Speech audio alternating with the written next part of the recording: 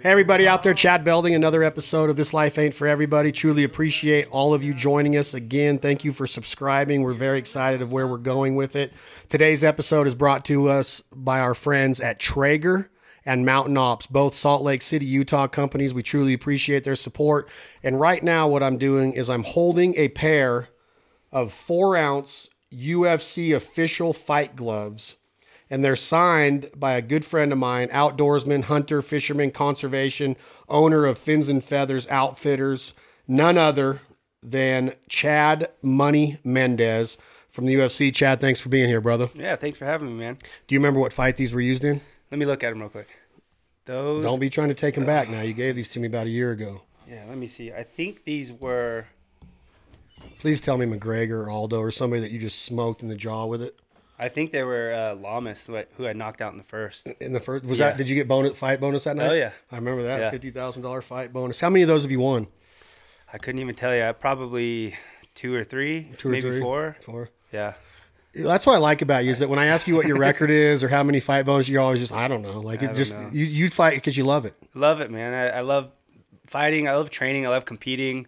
I love the lifestyle, and I love being able to do that and then also do all the outdoor stuff. Okay. So yeah, I mean, I get crap all the time because people ask, oh, what's your record? And I'm like, Google it. I don't know. I think it's something like, and then I'll give a number, and they're like, you don't even know your record? Yeah, you told me you were off by 2. You had 2 more losses than you really do when you told me your record the other day. Yeah, well, that's a good one to forget then. Yeah, so, and also today we have Matt Pendola, my trainer, my good friend, back with us. The reason Matt's here is it's kind of like 7 degrees of Kevin Bacon here, but Matt is responsible for training Joey Gilbert, who was a world champion boxer. He was part of the Contender Show with Sylvester Stallone and Sugar Ray Leonard. Matt is responsible for a lot of Joey's success as far as his conditioning. You guys have heard Matt Pendola here before, but the reason that this is, Joey's friends with Uriah. You fight out of Team Alpha Male in Sacramento with Uriah Faber, and Uriah's a UFC Hall of Famer, one of your best friends, a mentor. He actually is pretty much responsible for recruiting you into the UFC, isn't he, or the WEC? Yeah. So, I mean, I met Faber, I was probably, I don't know, I was in high school. He was at UC Davis. That's where he wrestled. And the wrestling community is super small. And, I actually used to wrestle some open level tournaments where college guys would compete in these, and I was still in high school, and I was actually competing against some of his teammates, and actually beat some of his teammates that were in college while I was in high school. And I remember him coming up to me, man, like, we got to try to get you to Davis. So he was actually recruiting me to try to come to UC Davis, and that's illegal, I think. So I went out there and did the whole process and had fun, but ended up deciding that Cal Poly was just, it was better for me. I loved the beach. I loved, being out there in that type of atmosphere. Plus, it was closer to home. So, but we kept in touch, yeah. And so, I think it was my freshman summer going into my sophomore year. During, we would do a 6-week training camp up in Tahoe, where my coach at Cal Poly would put on a wrestling clinic. So people would come in, and we were the instructors, and Faber would come in, and he would be an instructor as well. And one of the weeks that he was there, he was training for a fight, and he kept hurting all the other wrestlers, so nobody wanted to work out with him. And so I would jump in and work out with him, and kind of just fell in love with it then. I was doing jiu-jitsu with him. He was beating the crap out of me, submitting me left and right, because I had no clue what I was doing. But he's like, I think you would be good at this. You should come up to Team Alpha Male after you're done, fighting or wrestling and start fighting. He's like, I'll let you just crash at my place so you can afford to get your own place. And day after I graduated, threw all my stuff in U-Haul, moved up there, and jumped right into pro practice. So I think, been there since. Yeah, 3 months into training, I had my first pro fight. Ended up smoking the dude in the first round. And what was that in WEC? No, that was a small show. That was the PFC, Palace Fighting Championship. It was located right there in Lemoore, California, next to kind of close to the naval base out there, but just a small show. And Matt, when you hear Chad talk about athletes, college athletes, you train a lot of high school and college athletes yourself. Talk just a little bit, though. You train a lot of cross-country guys, a lot of track and field guys, baseball guys, rowing guys, you name it, you did it. Women's basketball, a lot of female sports, a lot of men's sports. But you're also trained some combat sports with boxing and MMA. With Joey and those guys, was it a different mindset when you're actually battling and trying to beat up somebody? Yeah, absolutely. First of all, it's an honor to be around Chad. Yeah, got a Which little man Chad? crush Which on Chad. Chad Belding or Mendes? Well, we'll go with both Chads, but I like that. yeah. We're good So with yeah, no, one thing that I always say is when you're around a warrior like Chad is, it's something special. It's different. Athletes are, definitely made for a certain purpose, and each person has to find, their own best version of themselves. But when you're around a real warrior, it's a little bit different. Even when Diego Sanchez was at the gym with Joey working out, just the look in their eyes, when you see an athlete like that going, it's so impressive. You don't see that in many people. Even great athletes don't necessarily have that warrior mentality like this man to my right does. So it's an honor being here. Well, thanks, Well, man. and that's well said, Matt. And it's funny that you say that, because like when I was in the gym with Mendes, just, and I don't tend to be a fighter. I wish I would have been, but watching him train and watching the mentality that it takes to, and I often think about that, is like when you're in your hotel room the night before a fight in Vegas, and you're getting ready to walk out in front of 20,000 fans, probably millions on pay-per-view, and it takes a certain kind, and you've done it, Matt. You jumped out of airplanes to go fight wildfires. There's soldiers that are fighting for our freedoms, and everybody has a different mentality in a different place. And a prize fighter or a warrior, like you're saying, it's just something that I've always looked up to, and that's why I've always had the most gratitude and ultimate respect for boxers. I'm a huge boxing fan from way back when I was in the early 80s, when Sugar Ray and George Foreman and Ray Boom Boom Mancini used to come to the Reno Tahoe area and train because of our altitude here. Pops would always take me down to watch the training camps, and I'd just sit there and watch him jump rope and hit a speed bag and hit a heavy bag, and I was like, man, I just love baseball so much. I played baseball, but I just wish now I would have got into that warrior mentality and been a wrestler, been a fighter, a grappler, got into jiu-jitsu. Matt's wife, Erin's getting ready to get her first degree black belt in jiu-jitsu. And it's just a cool lifestyle to see what you're doing. So it's a pleasure to have Chad Mendes here too. And we're going to talk a lot about fighting today. Let's just start it off with what just happened, recently. What's going on? And where are they at? In Cleveland? Or is it in Brooklyn? That was New York. It's in Brooklyn. Yeah. What's going on with this? I mean, Conor lost it. Dude, yeah. I don't know what's going on with that guy. I don't know. He just completely went off his rocker this time, I think. And whether there was a plan in his head of trying to create the stage for one of the biggest fights in UFC history or not, I think it just went a little further than he expected, with the glass shattering in Mike Chiesa's face and him getting pulled from the card because of it. Other fighters getting injured. I think some of the staff, like I heard one of the guys broke his hand trying to keep Conor from throwing something.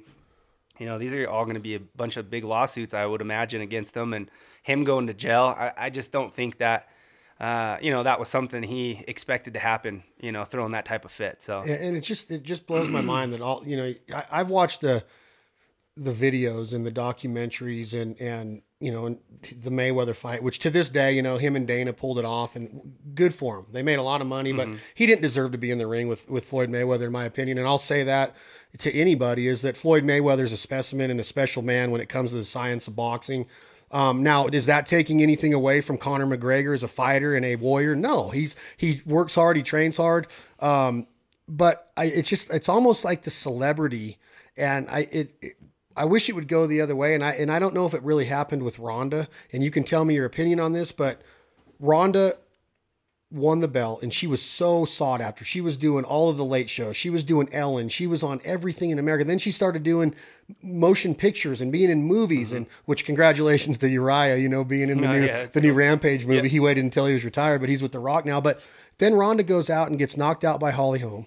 Then she comes back and tries to redeem herself and gets knocked out again. And it wasn't like she was the same person anymore. And it was almost like that celebrity and that stardom and that money. It just kind of started climbing all these different levels, and they lost their purpose. Their focus was the fight, and the respect should have been to the fight, because that's what got them there. And to me, Ronda's, more power to her in the WWE and everything she's doing. She's awesome. But I think that Conor's he's got the Netflix documentary now, and he's gotten movie offers, and he's with, doing all these big promotional deals. You gotta stay grounded and rooted. And do you think that's what it is people start to lose their feel, or what is it? Man, it's a tough one. I get asked this quite a bit, and this is my outlook on this stage in our lives as being fighters and as pro athletes. You know, we go through, a lot of us, through our, you know, high school, college career of whatever type of martial arts that we're doing. For me, it would be like wrestling, you know, and each section of that life is the catapult into the next one. So I focus on my wrestling in high school. The ultimate goal is to get a scholarship to go to college. You work your butt off. That happens. Then you go to college.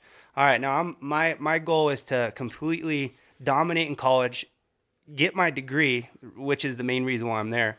Wrestling is the platform for that.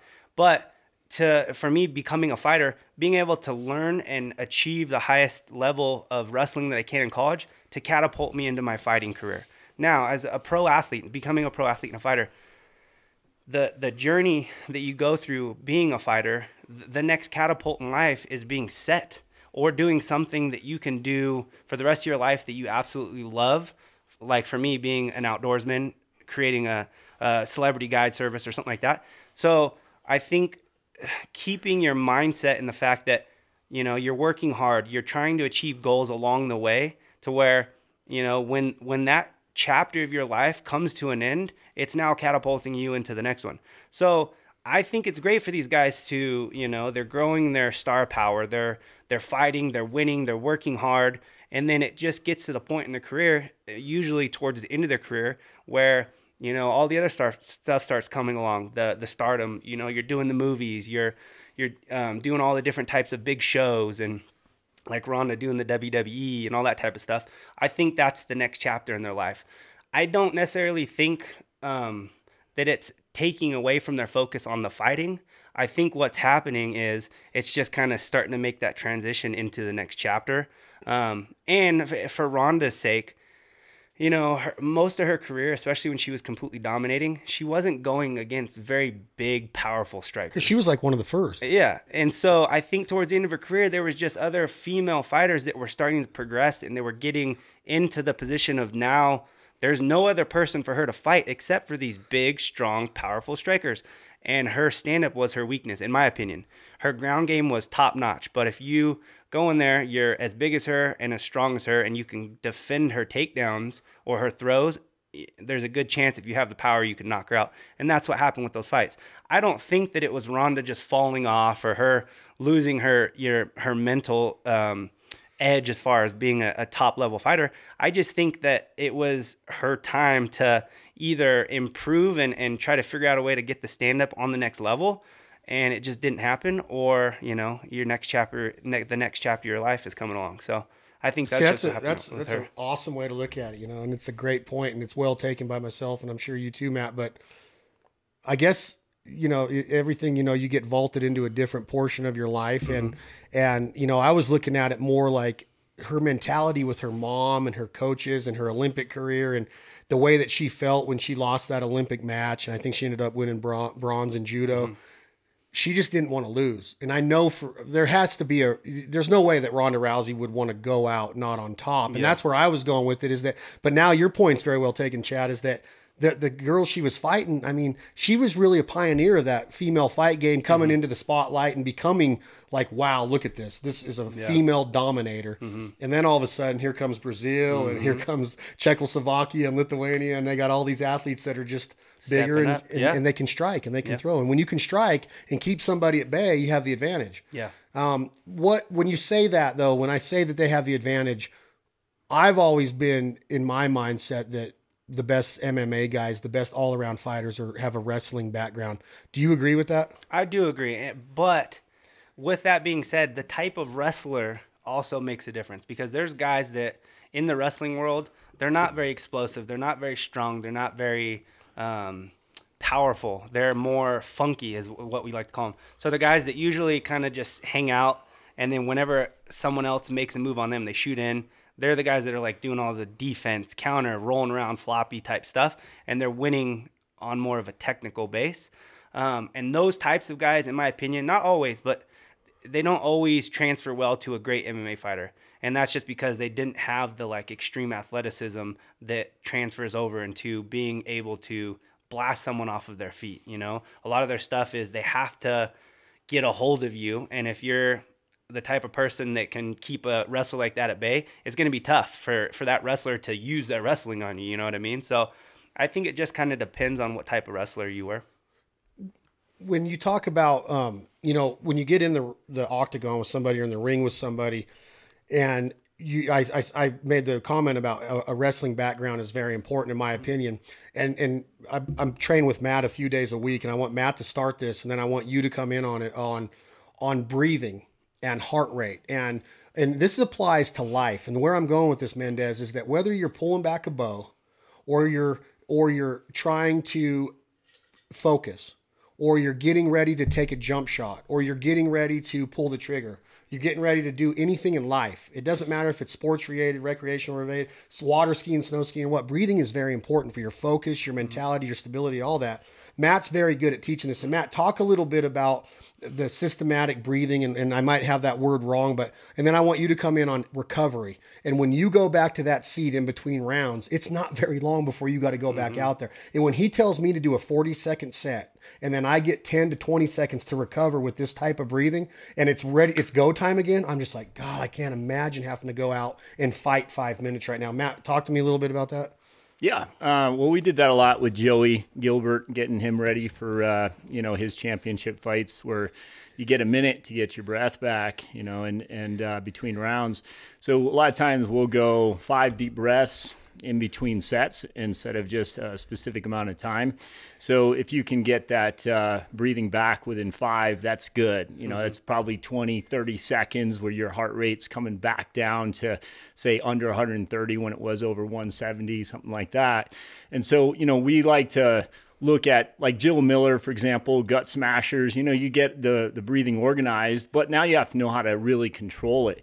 And I think in real life scenarios, you've got to put that into your training. You can't just expect it to come, right? So just like getting back to Joey, you know, I used to have him sit down between his sets, just like he's going to sit down in a boxing match and get his breathing back, you know. And one other thing I'd like to kind of throw in there is, I've done boxing. I love it, really enjoy it. Feel like I've gotten myself in good condition. I'm ready, right? I get in there and I do some sparring. Guy gives me a good shot in the ribs, end up actually cracking my ribs, right? And for the next 2-3 times I was doing that, I'm flinching. I can't get my breathing back. I'm freaking out, right?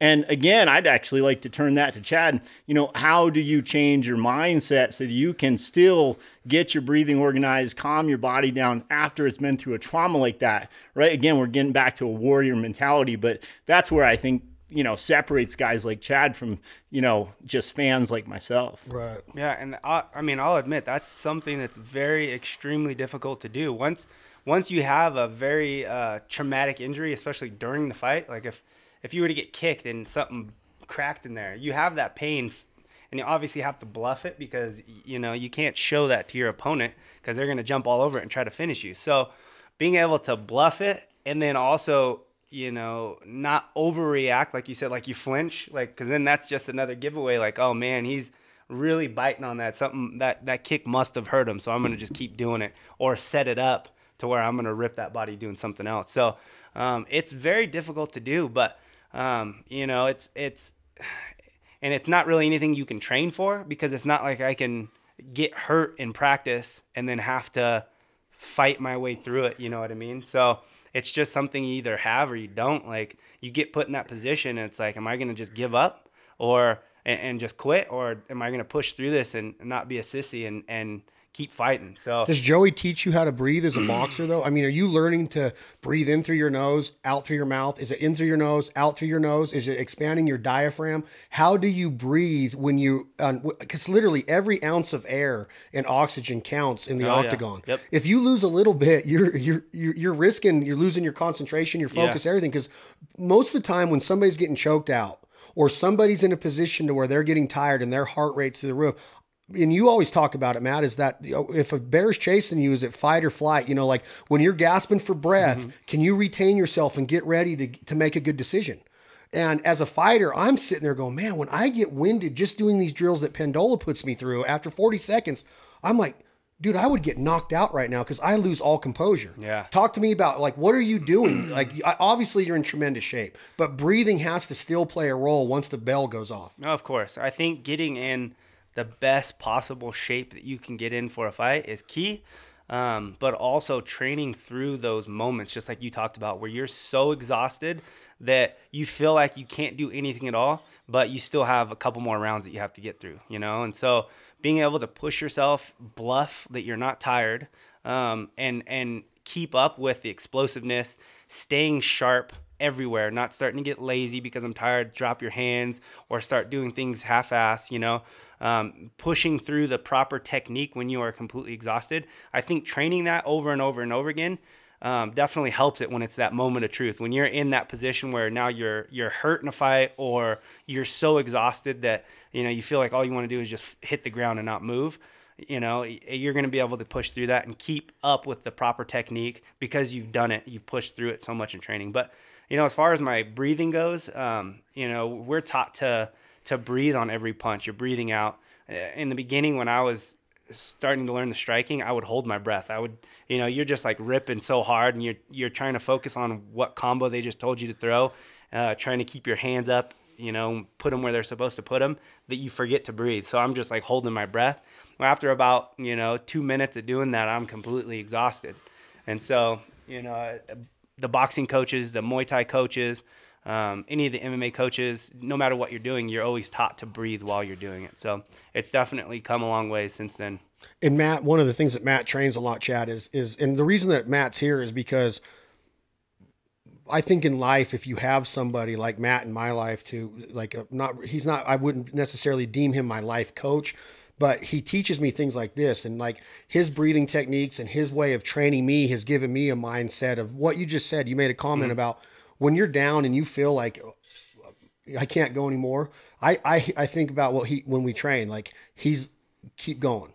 It doesn't matter if your heart rate is this, you're still fine. And that's what people get scared. Yeah. They start freaking out and panicking because they think, oh my God, my body's is going down, and it's not. Yeah. It's amazing how you can push your body. So when Matt trains, he always goes for the why. Why? What is your why? And to me, while I'm sitting here, Matt, you know, I know what my why is of, you know, I want my ligaments, my joints. When I'm hunting and I'm bending down, I'm putting out decoys and I'm hunting 120 days in a row and I'm up early and going to bed late and it's cold and you're putting up with weather and all these different elements. I want to feel good. Yeah. I want to, at the end of that hunting season, I want to be ready to go more. You know, I hate when hunting season ends, but I don't want to wake up and go, man, my joints hurt, or I pulled my back, I strained my neck when I was turning this way to call geese. That's unreal, right? Yeah. I think about soldiers over there living in ditches and sleeping in sand and what their why is and the mentality that they have to have. I don't know if I could put a why on a fighter. I mean, what is when you're going in to train for a fight, there is a lot of different whys because you got to train, you got to be defensive. You got to be offensive. You got to be combative. You got to be strategic. You got to be intelligent. You can't just go in there and think that your left hook's going to knock everybody out because someday you're going to get caught. So there's a lot of different whys, Matt, when you're training a fighter, right? Do you have any idea what his would be right now? Do you? I just, you know, I've only been around Chad for a couple hours right now, but, you know, I was thinking about how he drove up from Sacramento for a few hours, gets out of the truck, and right away he starts, you know, shooting his bow, right? And I'm looking at the guy. He's organizing his spine really well. He's packing his shoulders. He's controlling his breathing. All of this right after he gets out of this drive, and he's a dead shot. He's, you know, and he's saying, you know, I'm the mayor of Smoke Town, right? Smoke City, Smoke City, right? And I'm thinking to myself, like, this is what makes a guy like this so great. You know, he's found a way. Hunting, I think, is really complementing your sport. You know, you found a way to really bring your body into a parasympathetic state, right? And you love doing it. It's your passion, but at the same time, you're actually practicing what's going to contribute to your sport, right? And so, you know, his why, I mean, it's tough to say not knowing Chad as well as I'd like to, hopefully get to know you better. But ultimately, you know, I think a guy like this, he instinctively knows that, look, I'm a survivor, right? And I'm going to do the things that I enjoy doing that make me feel like I'm you know, really practicing what I preach on a daily basis, whether that's in the ring, training hard, or, you know, finding a way to decompress, how to recover, respond, right, from all of this hard training with something that you really enjoy, which is actually improving your skill set, right? But I wouldn't imagine to guess what his why is, because again, a warrior like this, that look in his eyes when he's about to pound you in the ground, I don't know where that comes from. I wish I had it. Yeah, I do too. Do you kind of get what I'm saying though? Is like, Yeah. what is the why? You train every day. Like every time I talk to you, you're getting ready to do two things: work out or eat or sleep. Yeah. And when you're in fight mode and you're not in business mode or game, I mean, it's what your mentality is. Because you're never going to take a back seat to anybody. When you go in that ring, whether it was against Aldo, you took a McGregor fight on 9 days, your career is astonishing when you look at the opponents that you fought and the way that you performed in those fights, the bonuses you've won, the wins that you've got, the knockouts you got. It's hard to imagine that I don't think you do it for the money. I don't think you do it for the stardom or the celebrity to sign another poster. You do it because you have this why inside of you. Like, this is me and this is what I'm gonna do. No matter what I do, I'm gonna do it right. And I see it in your hunting career, your cooking career, your processing career, everything that you do with fins and feathers. Your why is to go at it 100%. And the word that comes to mind is passion. Your why is passion, huh? Exactly. And that's what I was gonna say. This is all stuff that I absolutely love. And I started wrestling when I was 5 years old. I didn't take a year off from 5 all the way up till now. This is the first time in my life, these last 2 years, that I've not competed and completely like given myself to a sport. But in that time, I've created Fins and Feathers and have completely taken the focus of that training and put it into the growth of Fins and Feathers. So, you know, just being able to do these things that I absolutely love. For me, like, I just don't understand how people can go through their entire lives doing things they hate, like sitting at a job that they absolutely despise or they hate, being around people they can't stand. And it's like, our lives are so short, man. So short. I've lost some really good buddies recently, and it's, you know, at young ages, and it just, you know, makes you realize you got to do things that you love, you know, and obviously you got to do things to a point to where, you know, you still have the life and you're putting money in the bank and you're, you know, being responsible. But at the same time, you got to find what makes you happy. And you got to pursue it. You got to make that a major part of what you're doing on the daily. And for me, fighting, training, being competitive, pushing myself to my limits and seeing how I can improve myself and how much better I can become from that last fight or the last couple fights. And then also being able to, you know, be an avid outdoorsman, being the best bow hunter that I can be. Like I said, I just started waterfowl, like doing all the calls and stuff this year. This is the first time. I want to learn that. You got to teach me all that stuff. But you're not good at it, right? I know. But isn't it funny though, how people will say, they'll make excuses to not do something, huh? Yeah. I can't get it. I'm yeah. tired. I'm out. Dude, a monkey could learn to blow a duck call. If I could do it, anybody can do it, right? You know what I'm saying? Yeah. Is that when I listen to you talk, and I'm going back to what Rogan did this week. Rogan on his podcast this week was talking about these guys that try to hamper you down. And I saw that. Yeah. Did you see? Yeah. And he calls them a cancer. Yeah. And I started listening to him, and I wish I could talk like Rogan when he's dropping F-bomb after F-bomb, because that's the mentality I start to get when I think about these guys that are always coming up with excuses, always saying you're a prima donna, you're a fake, you inherited this, you were given this, you get to go to the best places in the world and hunt the best places, you get to train in the best gyms in the world. Oh, really? Well, if they understood what it took to get where Chad Mendes has got, or where Matt Pendola has taken his gym, whatever the case is, don't be the guy that sits in your mom's basement and types on a keyboard with a fake name and makes fun of somebody just because you have a keyboard and the power of that fake name. Yeah. Get out and do it. Wake up earlier, go to bed later, be in, you know what I'm saying, Mendes? Yeah. Like, figure it out. What is it going to take for you in your life to get out of your mom's basement and go do something that you absolutely love to do? They can't put their life in order enough to figure that out. Or they can and they choose not to because they're lazy. And so ultimately it's like, all right, well then you're going to be stuck doing this, talking crap to people online for the rest of your life while everybody else is out having fun and enjoying things. So. And I love, and I want to ask Matt this too, because Matt's he's trains with the Olympic Village and Coach Bobby McGee, and he's trained a lot of top-notch athletes. Then he comes questions for him, by the way. But. Good. Then he comes back to this little town of Reno, Nevada, the biggest little city in the world. And he has haters locally. Really? Yeah, he's got haters because he doesn't train at the 24-hour fitness. And there's nothing wrong with training at 24-hour fitness. That's how I look at it. That's good for you. Yeah, go do it. You're doing go something. do it. But this dude walks out of there and starts this empire that he's got now of the baddest athletes in America. He's consistently training them. He's got Gabby Williams, who's the captain of the University of Connecticut's women's basketball team, who's quite arguably the best basketball player in college basketball for women. I don't know if she's going to the WNBA. Matt can touch on that in a minute, but I see it with your life, Mendes. You shoot an elk and it's like the comments, the waters part, right? Yeah. What do you do? And these haters come out of the woodworks. Yeah. Because they think that everybody has to be cut from the same paper. And the cancer starts of, if I'm going to lay on the couch and I'm going to watch reruns of whatever show that you were watching from Mama's Family, and you're going to lay there all day, and that's good for you, well, then it better be good for us. And it's not. Yeah. That's not us. If you want to do that, that's fine, because I'm going to be damned if I'm going to go, you're a piece of crap for just laying on the couch all day. But if you sit up and off of that couch and get on a keyboard and write into us and say, you guys are this and you guys are that, then that's where you got to draw the line. Who do you want to be? Do you want to be that person and start to breed that cancer into something? Or do you want to be somebody that makes a change and gets something, betters yourself? And Matt always talks about bettering yourself and becoming a better version of you. And if you go through life and let's just take it day by day or hour by hour.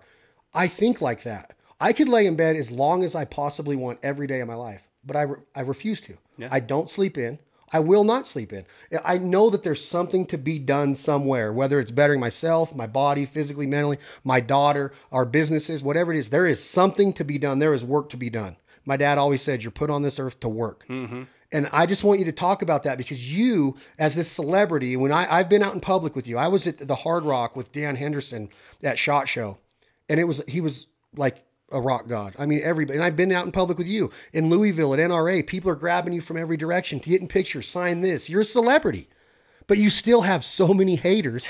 And it's like, why? What is that mentality all about? I don't know. And it's still something that is still very difficult for me to understand. But I mean, I think no matter what you do, and I've heard this my whole life, no matter what you do, you're going to have haters. And I've always kind of just, took it with a grain of salt. But being in the spotlight now and really understanding what that means, it's the truth, and it sucks, because it's like, no matter what you do, if you feel it's something that's positive or you've explained why it's a positive thing, you're always going to have someone that wants to be that cancer and bring you down or say something negative about it, or, try to get other people on board with making it a negative thing. So, for me, it's basically just, finding what I love to do and doing that and making that my lifestyle. And if you guys don't like it, you don't have to follow me. You don't have to follow me. Don't watch the fights. Yeah, don't follow you. Yeah. The best is whenever they leave a comment unfollowed, peace. I don't care. Well, I blocked you. Thank you. And what do you think they did after they typed that and hit the send button? They sit there and went, wow, I'm going to be at this keyboard for another 10 minutes. Yeah. And then what am I going to do? What's their mentality of doing that? I don't know. It does not make any sense, because in America, it seems to me, and I talked about this line by Taylor Swift before, but people throw rocks at things that shine. If you're just the average Joe and you're out there working your butt off, yeah, it's awesome. And it's needed. It's warranted. We want it. But if you're not shining, if you don't step out of the norm and you're not trying to better yourself, that's when the rocks start coming. And that's such a good line, because you on your way up that ladder, everybody's supporting you. Oh, hey, go for it, buddy. Good job. And then all of a sudden, Chad Mendes has got a belt around his waist, and he's getting movie offers, and he's got an awesome hunting business and sponsors coming out of the yin yang, and he's living this lifestyle that anybody would die to have in your shoes. And now everybody's like, oh my God, I better say something that's derogatory, because this guy's living it too much. It makes zero sense. No. And let's stop right there for a second. We're doing a little Instagram live right now. We got questions coming in. Tom's got questions coming in for Chad. Tom, hit us with one real quick. Hit us. All right, Chad. What's your most memorable fight? Probably the Aldo too. I mean, that I didn't win the fight, obviously, but it was something that was the complete terror in our division, undefeated. You know, a champion in the division for years and years. Had beaten my teammate Uriah, and so going in there, he'd actually beaten me once before that as well. So just preparing for that fight and getting the mindset right and creating that game plan and going out there and just going to war for 5 rounds with that guy. Is he a badass in every sense of the word? Yeah. You know, I feel like that was, you know, kind of the peak of his career, maybe a little, you know, right around it. And, you know, it was crazy. I mean, his power, speed, strength, everything. He was a soccer player, wasn't he? He was a soccer player, yeah. So his kicks, but I mean, we knew that going into it. You know, I fought him before. I had felt his kicks. You know, and so our game plan was actually to kick him before he kicked us, and I was able to land quite a few heavy leg kicks, and then just create angles and try not to get hit with that big left, which I didn't. I got hit with it, but you know, it was a war. We back and forth. You know, I'd drop him, then he'd come back and end up dropping me, and you know, I got some takedowns on him, and you know, it was crazy. It was a war for sure. I remember what Uriah looked like, his legs, because he was on that MMA show with Baz Rutten in Kenny, Inside MMA, and he'd come in on crutches. It was so bad. And I mean, he was just black and blue, and I mean, that just showed you, because Uriah he's a Hall of Famer. He is a badass, certified. You know.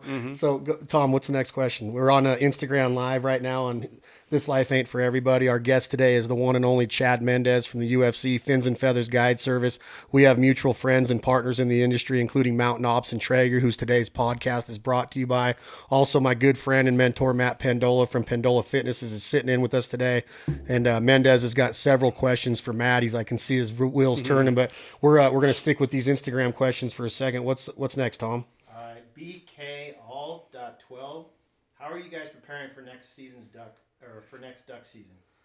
Well, I think he's maybe going that off of me on that. I know that Chad is getting into duck and goose hunting big. We actually shared the blind with Rocky Merlot in Northern California this year a couple times on speckled belly geese, as well as last year. The preparation, you know, a lot of people, you know, think that you just wake up and go hunting, Chad, right? And there's a lot of preseason prep. Oh, yeah. A lot of preseason prep that goes into it. And, you know, it's funny you asked this, because we just talked about the physical part of it.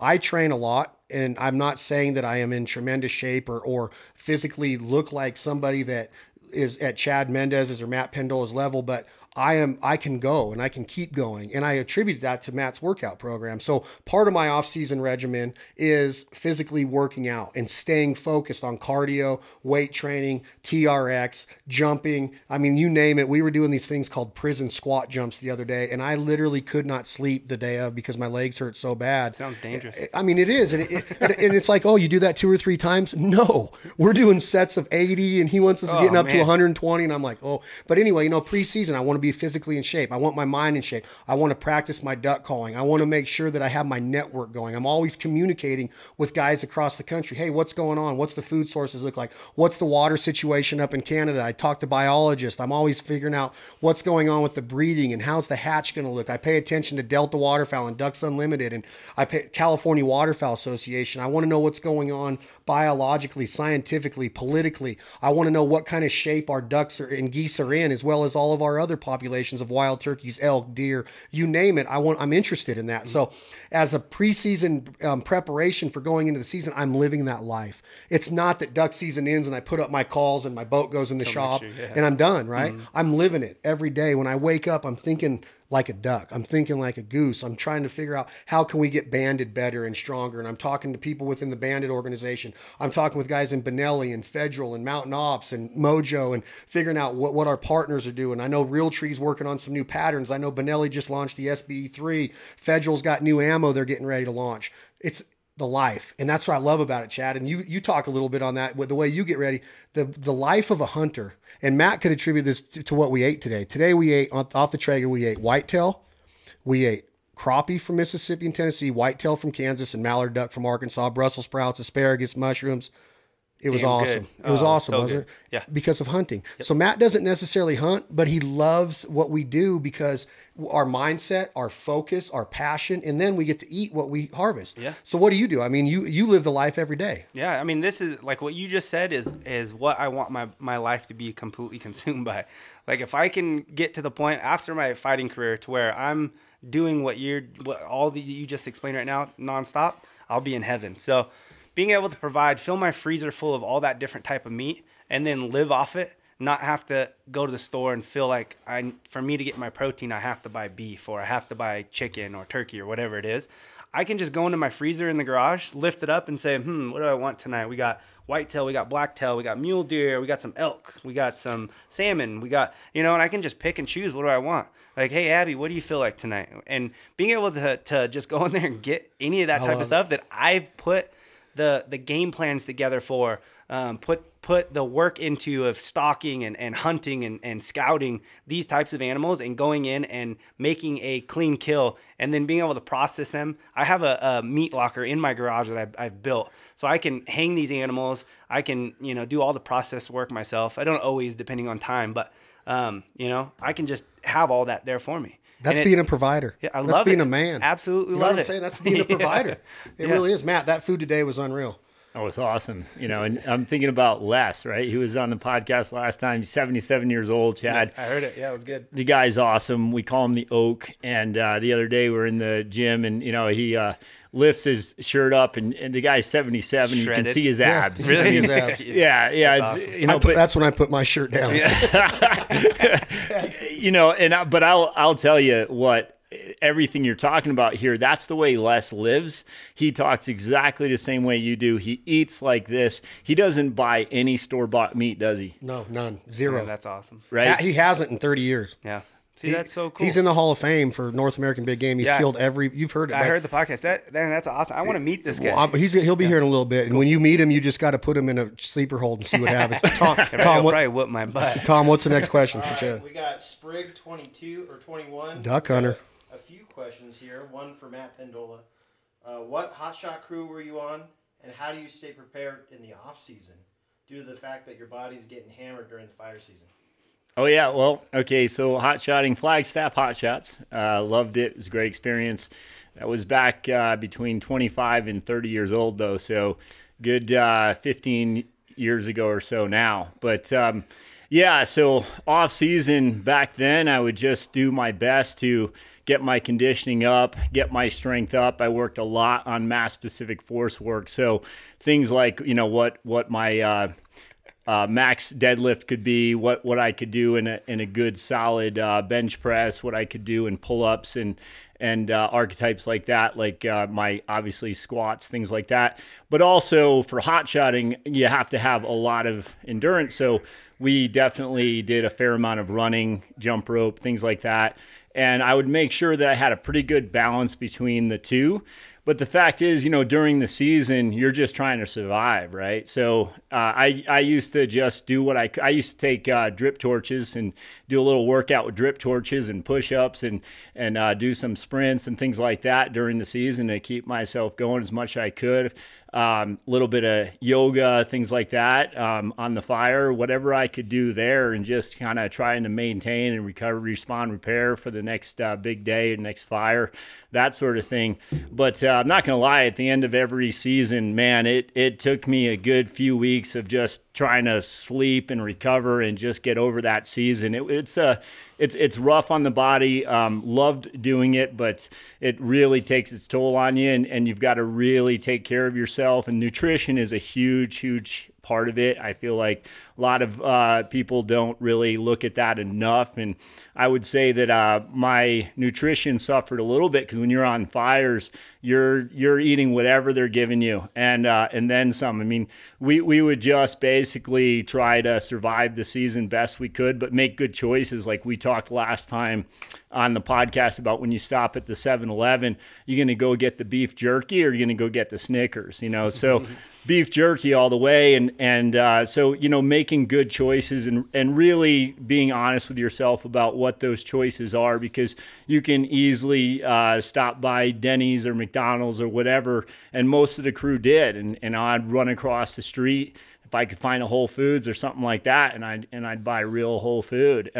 So nutrition, I think, saved me. My mother was a dietitian, and I learned a lot from her, and so I knew to make better choices even back then. So important and so easy to take for granted. And we'll get to the next question, but I just want to touch real quick is that I used to be the guy that would make fun of the guy that would run across the Whole Foods, and now I wish I would have been that guy all along. Yeah. Because when you start getting my age at 43, and you're like, I want to live until I'm less, at least at 77, and still be climbing 10,000 feet to shoot a desert sheep like you did this year. Mm-hmm.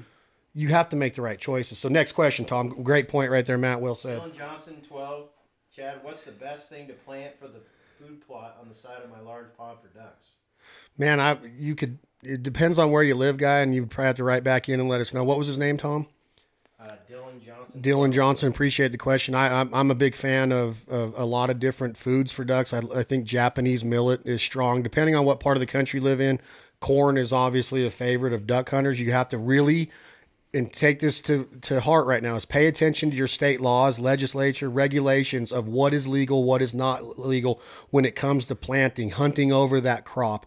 A lot of baiting comes into that, and you have to really pay attention that you're doing it right and staying on top of all the ethics and laws that go along with that. But as far as the food source, Japanese millet, peas, oats, corn, stuff that's high in carbohydrates that ducks are going to need to get up and down that flyway. I would have to say that probably my best hunts, besides hunting over dry cornfields, because we all know when it happens big over dry corn. I love hunting over rice or Japanese millet. So hopefully that helps a little bit. In Oklahoma, I would definitely go with either peanuts, probably peanuts. I mean, you got to plant peanuts if you're in Oklahoma, and mallard ducks love peanuts, especially if you're hunting them dry. If it's a dry crop, Dylan, I would go with peanuts in Oklahoma for sure. What's a peanut? The nut. You mean a peanut? Yeah. Did I say it wrong? Are you trying to start a fight already, dude? See, this is the mentality. They just come up and they got cauliflower ear. When you see Chad Mendez's ears, don't mess with that guy. You should. These headphones make us look like we got headgear on. I'm about to whip your butt. What's next, Tom? Let's see. Well, Chasing Feathers wants to know if Chad's coming out a wild game cookbook. I have ADD really bad. I self-prescribed, that is, and I don't really know any of the recipes I use. I cooked today. I cooked crappie and mallard and whitetail for the guys, and I couldn't tell you anything that I put on it except that I started with olive oil. And I would like to come out with a cookbook. My good friend Christy Crabtree just did. It's awesome. Tom, do you know the name? It's Wild Game Cookbook, isn't it? I think if you guys Google Nevada Foodies, Foodies, you follow. Instagram, yeah. That's a good friend of mine, Christy Crabtree. She lives right here in Reno. She's married to she's engaged to a really good friend of mine, Andy Purwin, and she is the Mac daddy when it comes to wild game cooking. She puts me to shame. Yeah, her stuff looks good. Oh God, yeah. She's beautiful. She's unreal. But anyway, Nevada Foodies, Christy Crabtree, and yeah, we have some plans. Tom keeps talking to me about it 3 days a week about publishing a cookbook. So if we do, though, we'll let everybody know. Yeah, I get that all the time too. I've thought about it and kind of did a little bit of research on what it would take to start doing one, and it's definitely something I've thought about trying to do, especially like right at the beginning of when I come back for fighting. So it's possible. Yeah. Now, if you had a cookbook, what would we name it? We got to come up. We got to. This is. I could get creative with a cookbook with Chad Mendes for sure. By the end of this podcast, I'm going to have the name of Chad Mendez's forthcoming cookbook. Tom, what's next? All right, here's one from Spine a Dog. What's your favorite state to hunt and why? I'll go with. This question go ahead, Mendes. Favorite state, man. Utah is definitely one of the top states for me. For mule deer. For a lot of stuff, elk, mule deer. I mean, those two in particular are what stick out the most for me there. But I've been hunting in Utah for both of those species for the last probably 5 or 6 years now. And it's usually something that me and my pops try to get out and do once a year. And we've actually grown Fins and Feathers into doing, we have a really big mule deer hunt down in southern Utah that we do every year. And typically bring 8 or 9 clients down there at a time, and it's unbelievable, man. The amount of deer down there, and it's all private. It's all the CWMU, so they're landowner tags. But just, I mean, you're basically shopping. There's just deer everywhere. It's a lot of fun. I like Utah a lot. I love Utah.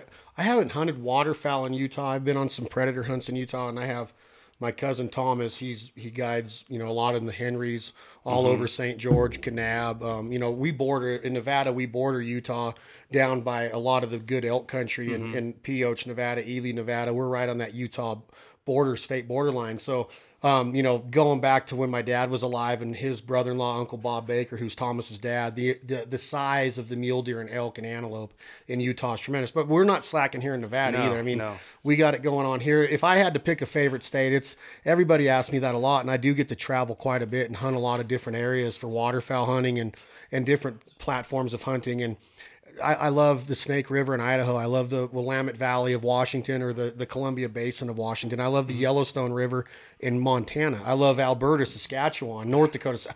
You name it, every part of it, like even Kansas. You go to Kansas, it's known for its whitetail or its turkeys, but the duck hunting and goose hunting is amazing around Wichita and central Kansas. So I love it all, but if I had to pick one place, it would be in the neighborhood of mallard ducks in Stuttgart, Arkansas. Not because you go there and you're guaranteed a limit every day. Not because you go there and you're going to get to shoot your gun 1,000 times because there's so many ducks. It's not what it's about.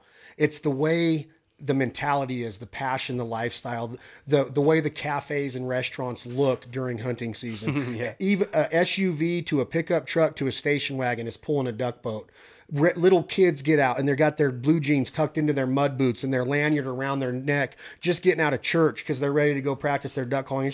It's a different mindset. And I love that part of it. Coming from the West United States and going down there the last 10 years, 12 years, I don't even know if I'm accepted there being an outsider, but man, just being there makes you feel like you're part of it. Yeah. Being in Max Prairie Wings in Stuttgart, the duck capital, the rice capital of the world, and all the flooded timber, and seeing the amount of birds there, seeing the hunters and the happiness for those 60 days, from Thanksgiving to the middle of January, the happiness, when it ends, there's tears. Yeah. I'm telling you, I've been there, and we cry. You're like, oh my God, it's over. Some guys are like, man, I can't wait for it to get over. I can't wait for it to start again. As soon as it ends, I'm like, when are we going to Canada? So I would say Stuttgart, Arkansas for sure. Tom, what's next? Well, we have someone here asking you to do some little duck calling. Is that possible? Oh, if my brother would so graciously go grab the duck calls off of the sink. I don't want to tell them where they're at. They're in my bedroom, Clay. Can you grab them real quick? Do you mind? I'll do that in a second. We'll come back to that, Tom. Here's a question for Mendes. What are you doing to prepare for your next fight? Training my butt off. Now we're actually starting to do a little bit of different, like kind of a different type of training camp, and that was a couple of questions that I had for you too. But we're trying to really fine tune things a little more than usual. I've always, at least as a wrestler and even the beginning of my MMA career, there wasn't a ton of method to the madness. It was get in there and grind every single day. It's hard. And we're trying to beat the crap out of each other every day, sparring and wrestling and doing jiu-jitsu. And everything was just, if I wasn't about to puke at the end of the workout, it was a bad workout. And, I think just the older I'm getting and the more I'm starting to realize the science behind a lot of training and how everything unfolds, there's just a lot more reasoning behind each workout.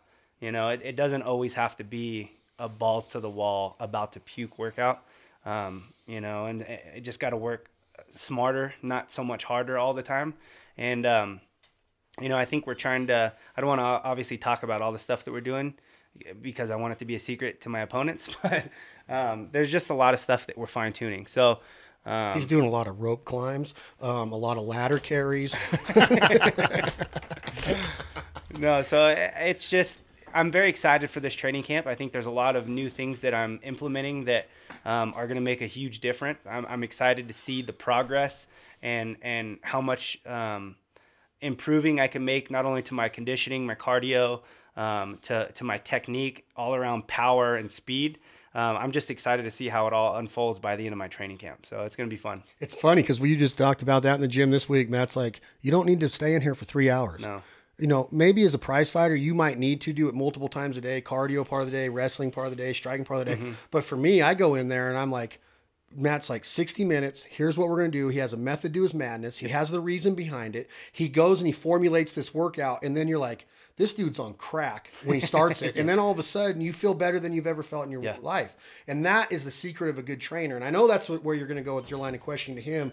And I would verify or vouch for him any day of the week that even at your level, even the trainers that you and Uriah and with Joey Rodriguez and everybody that you train with, having somebody with his mental aptitude and capacity in your gym or to ask him questions, I sit there and I'm just like, man, I'm 43 and I don't know about nutrition. It's crazy. There's so much.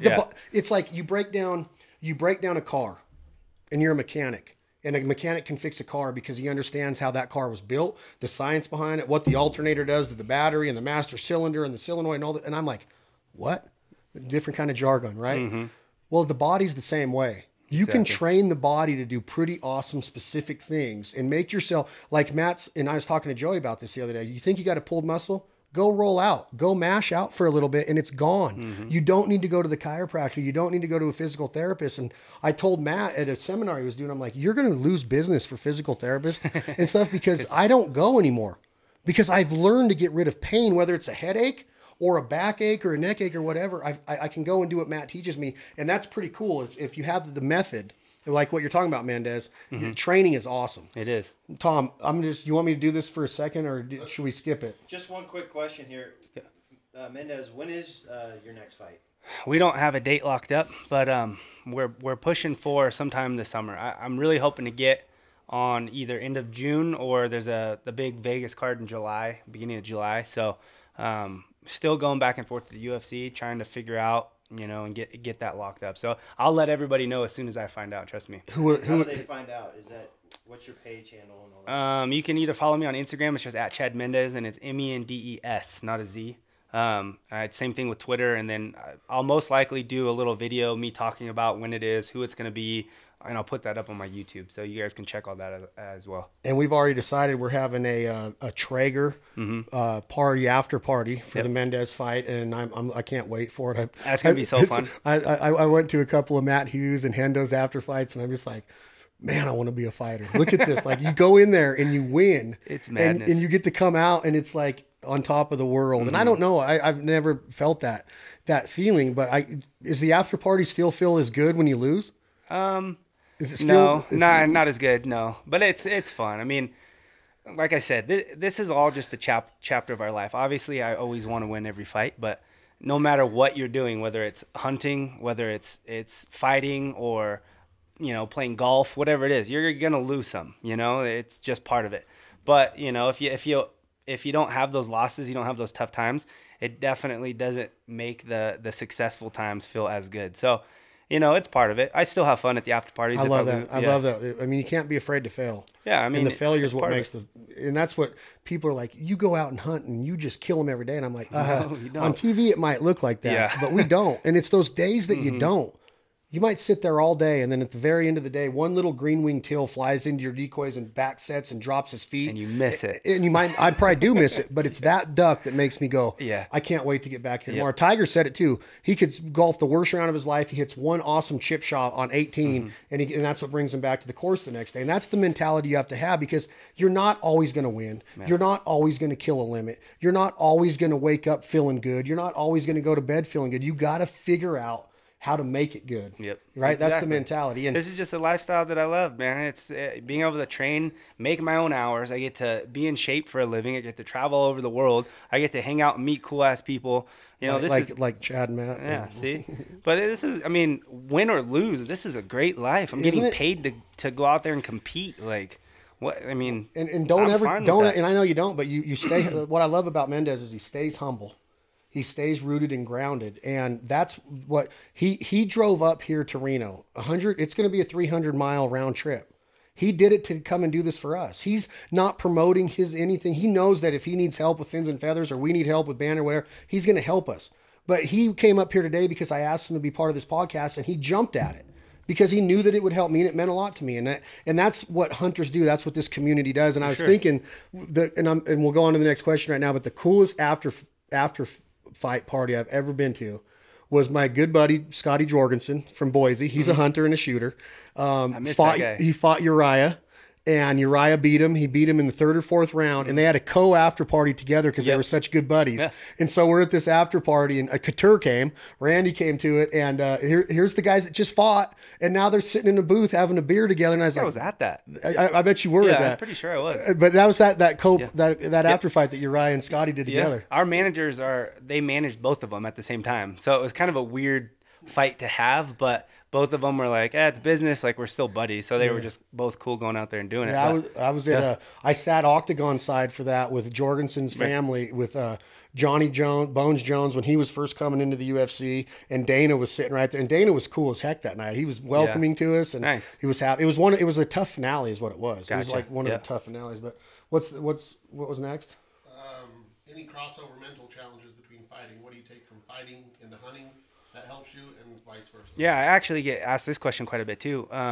There's a few things. I think as far as the fighting goes, being able to mentally prepare yourself and physically prepare yourself, knowing you're about to go in there and anything could happen. I mean, I could go out there and either knock this guy out with one punch or get knocked out with one punch, or it's going to be one of the most uncomfortable, most painful things that I'm going to have to go through and endure for 15 to 25 minutes. You just got to know that. So being able to figure that out and accept it and know that and get in there and do it, I think the mindset, being able to do that, not only with fighting, and then also transfer that over to a hunt. So say I have like a sheep hunt or elk hunt or somewhere it's going to be crazy altitude or something. It's going to be tough hiking. It's going to be a long, 5 days, 7 days, however long you're going to be there. You're not living off much food. Your calorie intake is pretty low. You're burning a lot of calories. Sometimes it's very uncomfortable. Sometimes it gets hot. You're soaked. There's parts of it that are going to be uncomfortable. You kill an elk maybe at the bottom of a deep ravine or canyon. You got to hike all that meat out. Sometimes that's 3 or 4 trips. Sometimes you're going 10 miles each way. I mean, that's a long bout of energy expenditure. I think being able to take that mindset of knowing, all right, I'm willing to get in there and do what it takes to be successful in the octagon, and whatever it's going to take for me to be successful in the field. If it takes me 100 miles of hiking to be able to get that elk, I'm going to do it.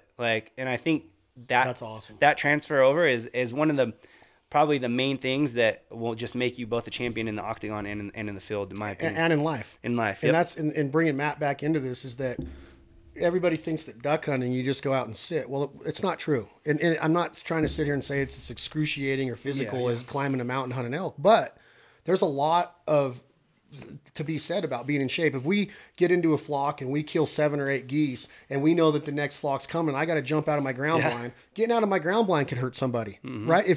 Some guys crawl out real slow. Then you got to sprint out, pick up all these geese that weigh anywhere from 8 to 15 pounds a piece, and I'm carrying back 3 in my arms at the next time. I got to put them down, get back in, reload my gun, get the dog back in his blind, cover my lid, and now try to get my heart rate down. It's a lot easier because of that crossover lifestyle. I learned how to breathe. I pictured myself, and this is the biggest thing that I do in life, and I learned this from Ted Williams in the science of hitting in baseball, is visualization.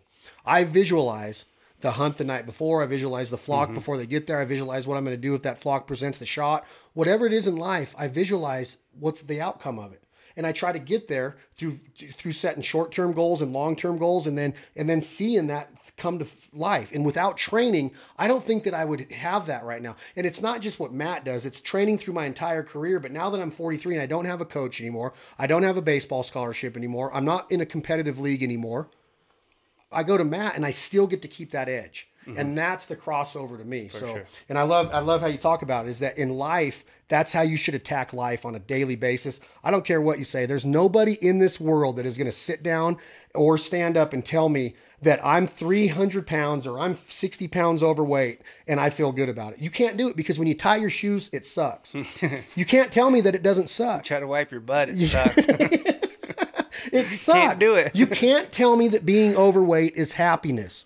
So, and that's just part of working out, is that you can, and I'm not saying that I'm a physical specimen. I'm not saying that, but I feel great. And Matt will tell you, my body style is different than his. I don't know what the name, endomorphic, all that stuff. It goes into it. But I feel great because of training. So I think your cell phone's going off, Mendes, or something. Here we got a question from Osterlei. Chad, the Chads. Have you guys ever hunted the California Delta? Oh yeah. Yeah, together. Yeah. We've hunted the Butte Sink together.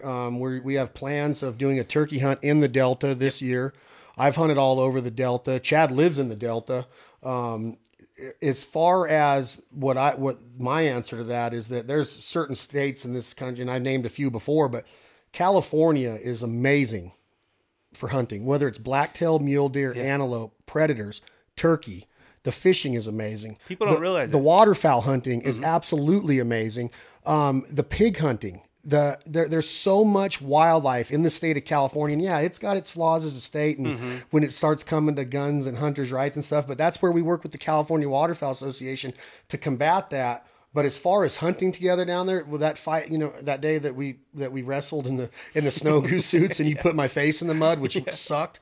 But that hunt was amazing. That was so cool. I mean, we're killing 7. You can kill 10 speckle belly geese a day per man there. You can only kill 2 a day in Arkansas, and there's just as many specks in Arkansas as there is in California. So that's a pretty liberal limit. Yeah. I love California. Same with turkey. So people are always like there's states where it's it's amazing. a draw. We get to kill 5 turkeys in a year. Yeah. Three bearded in the spring and 2 in either sex in the fall. They told me that the other day. They're like, I killed one, and they're like, you can kill 2 more. Yeah. And there's no turkey tag. Yeah, It costs no tag. $9 to get your upland game stamp on top of your hunting license. That's It's pretty crazy, badass. yeah. No, I mean, people. I meet people from out of state all the time, and they, where are you from? They know I hunt and stuff, and I'm like California, and they're like, where do you hunt? On the beaches. I'm like, not all California is a beach. Like they don't understand. Just the coast.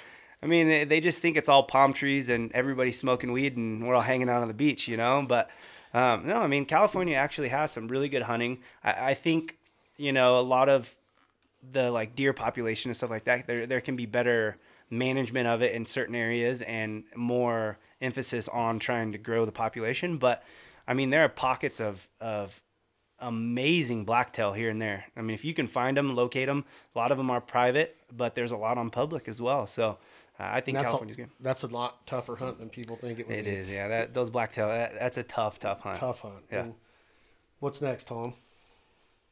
This comes from Ruthless 1212. Oh, this is a fight question. Well, actually, this is. No, it's not. What do you guys? What do you look for when choosing to buy a new goose or even duck call? Chad can answer that one. Yeah, when you're going to purchase a duck caller, there's a lot of manufacturers out there. There's a lot. I think customer service is a huge part of it. A lot of duck calls are going to have the same kind of design. Echo has mastered the tone board. Rich and Tone has mastered different parts of the construction of a duck call. There's a lot of great duck calls and goose calls out there. Tim Grounds is my absolute favorite short reed goose call from Johnson City, Illinois. I think customer service is a big part of it. Once you find that call that feels good in your hands and you can get some good sounds out of it, it's all about, how that company treats you. If you need some advice, if you need it retuned, if you need, just some kind of practice regimen to go with it. And Tim was always awesome. I blew his phone up nonstop, being so persistent with him. And Tim Grounds himself personally would answer the phone and give me duck calling and goose calling tips. Fred Zink was the same way. There's so many good people in this industry that I would go after the customer service part of it. I have my favorites out there. We don't need to talk about them, but find one that you can get the sounds out of. A little quack, little, just little greeter calls. And then you go into like a separator or kind of a what people call a feed chuckle. And you mix that with some lonesome hens and some quacks within that. And then you start mixing that with some of your greeter calls, so it sounds like an entire flock of ducks on the water is working those ducks in the air.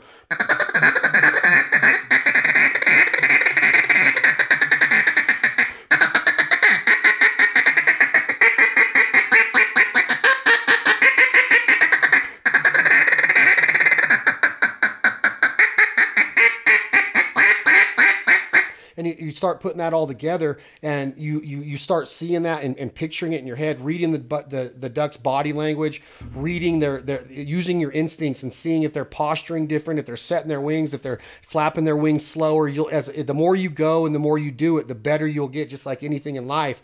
But once you find that call, the most important part is listening to live birds, putting yourself in a situation of that live hunt, and really getting your instincts honed in and learning how to read that body language of the animal that you're trying to pursue. And I sound okay on a duck call, in my opinion. I might be average, a little bit above average at best. There's guys that just blow me out of the water that I'm very envious of, but I can kill ducks because I've learned to read ducks and know what to say when to be quiet, that sort. I'm not the best there is, but I have so much more fun communicating and calling at ducks and learning the vocabulary of wild game. I would much rather bugle in or cow call in a 350-inch bull and shoot him with an arrow at 9 yards like my brother Clint did than to kill one at 400 yards with a rifle. And that's not taking anything away from a rifle hunter, because I've done that too, and I love that. But I just love communicating with animals and picking out a duck call, a goose call, a turkey call, get something that's comfortable, look for some good customer service, and then practice, learn the body, learn to read that body language, and just go hunting. Try to hunt every day. Dude, you need to teach me that. That was freaking awesome. But that little All of jump that. start. And I love calling. Go ahead, Tom. Sorry about that. Dylan Johnson, he had something specific he was working on. The Cajun squeal. Oh, the Cajun squeal. So now, he's having some trouble with where to place that. speaking of Cajun, I got my Gator Cup right here. Those are some Cajun boys. So he's looking for advice on improving his ability. I'm going to mix in a Cajun squeal real quick, and we'll go on to the next question, Dylan. We truly appreciate your support and your questions. But a Cajun squeal is what I would define as dropping my jaw. And what you do is, if you can see my hands, if you're watching this live, is that the shape of the roof of your mouth is like this, and you want to shape your tongue in the same context as that, right? So that's what it looks like. The tip of your tongue is anchored behind your bottom teeth, where your gums meet your bottom teeth on the back side of your bottom teeth row. Okay, so your jaw is like that, and that's the air cavity inside there. The air comes up your throat right here, and it comes up into your mouth, over your tongue, and down your tongue. You never puff your cheeks, right, as a game caller, because that causes the air to go around the tongue. You want all the air up, down, over the tongue, and through your pierced lips into the call. When you do the Cajun squeal, you drop your jaw, making that air chamber a little bit more hollow and bigger, and you get more of a high-pitched squeal sound out of it. I'll try it right now. It's something like...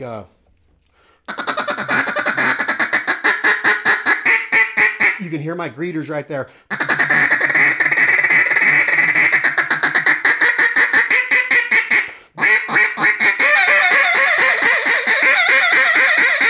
So you can hear that duck that's got a piece of rice in Louisiana stuck in his throat, and she's squealing. It's not a he, I apologize. It's a hen mallard squealing. Wah, wah, wah, wah, wah. Instead of it's...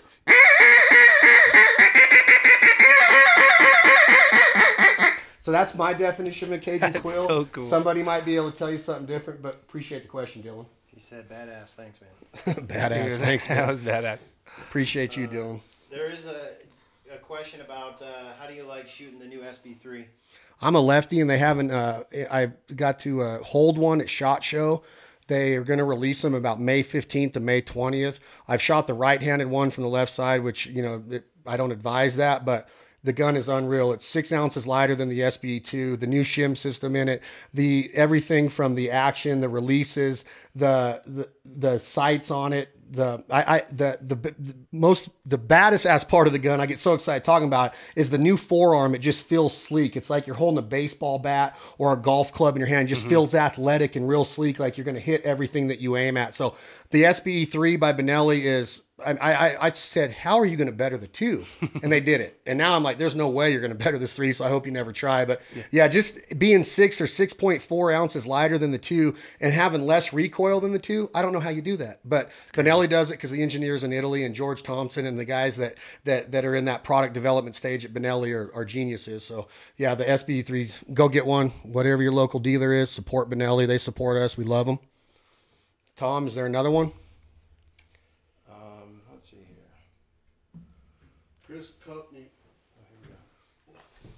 Chris Coney got on here probably late, but he says... That's Dead Dog Walking's Clay Belding with the next question. Well, here he is. There's a guy on here that wants to know when we're doing Dead Dog Walking again. But he says, with a laughing face, will you be fighting Conor McGregor? Me? Yeah. No, I don't think that guy's going to be fighting anyone anytime soon. Here, let me answer that. I don't think he would want to fight you again, and I think he's awesome. But you would smoke. I think you would destroy him. Maybe I'm wrong. No, I mean, I agree. And obviously, I'm not being biased because it's myself. But I really, truly believe it is a bad matchup for him. You know, I think given the circumstances from the first fight, I think he understands. You know, that was me coming off the couch out, not training for a fight, taking a fight on very short notice. And, you know, I was whooping him up. Bad. Me being in shape, the fight would look like that the entire time. You know, but I just think, I don't have the name for the big draw, which is the big payday. He already got past me, and he's never coming back to featherweight. So no, it's probably never going to happen. No. So on that same account, who do you want it to be? I know that there's guys on your team that are in your weight division, but out of the top 10 guys or the top 8 guys in your weight division, man, I would love to run it back with Frankie. Edgar, he's a stud. He just got beat though, didn't he? He did. But you know, the fight with him, that's a guy that I know in my mind I can beat. I think I am better than Frankie. And not to sound cocky or anything, I like Frankie. He's a great guy, stand-up guy, always very respectful. Just in my own opinion, I know I can beat that guy, and just got caught. You know, there were some things that I did different in that training camp that I will never do again. And I think that had a little bit of play with that.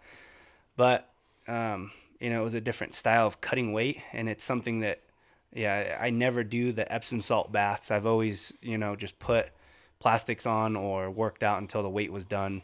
And then took there was a nutrition guy that we had hired. He was doing a lot of stuff with different UFC fighters, but had me using like natural diuretics and stuff like that. I got the guy for your next fight. Yeah, We're sitting next to him. I just think it dehydrated my head too much. You know, I've been hit by punches 100 times Way harder harder than that.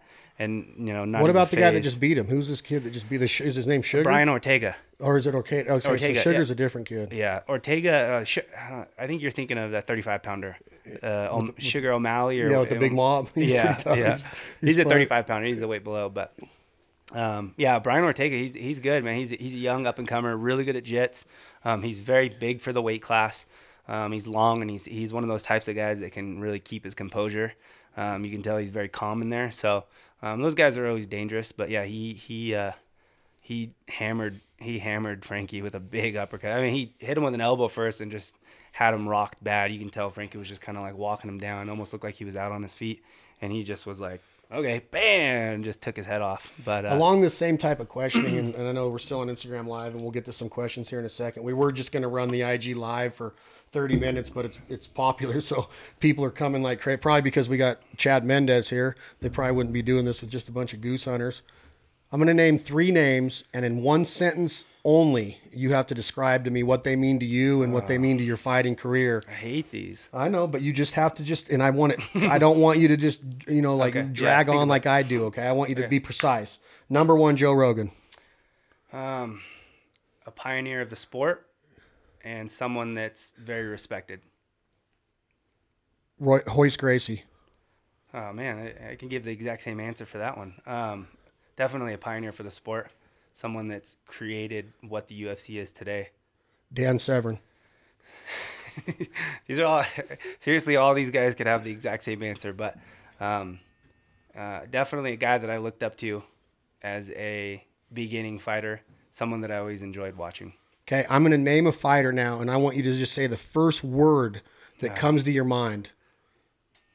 Matt Serra. Underdog. Rich Franklin. School teacher. Brock Lesnar. Monster. Ronda Rousey.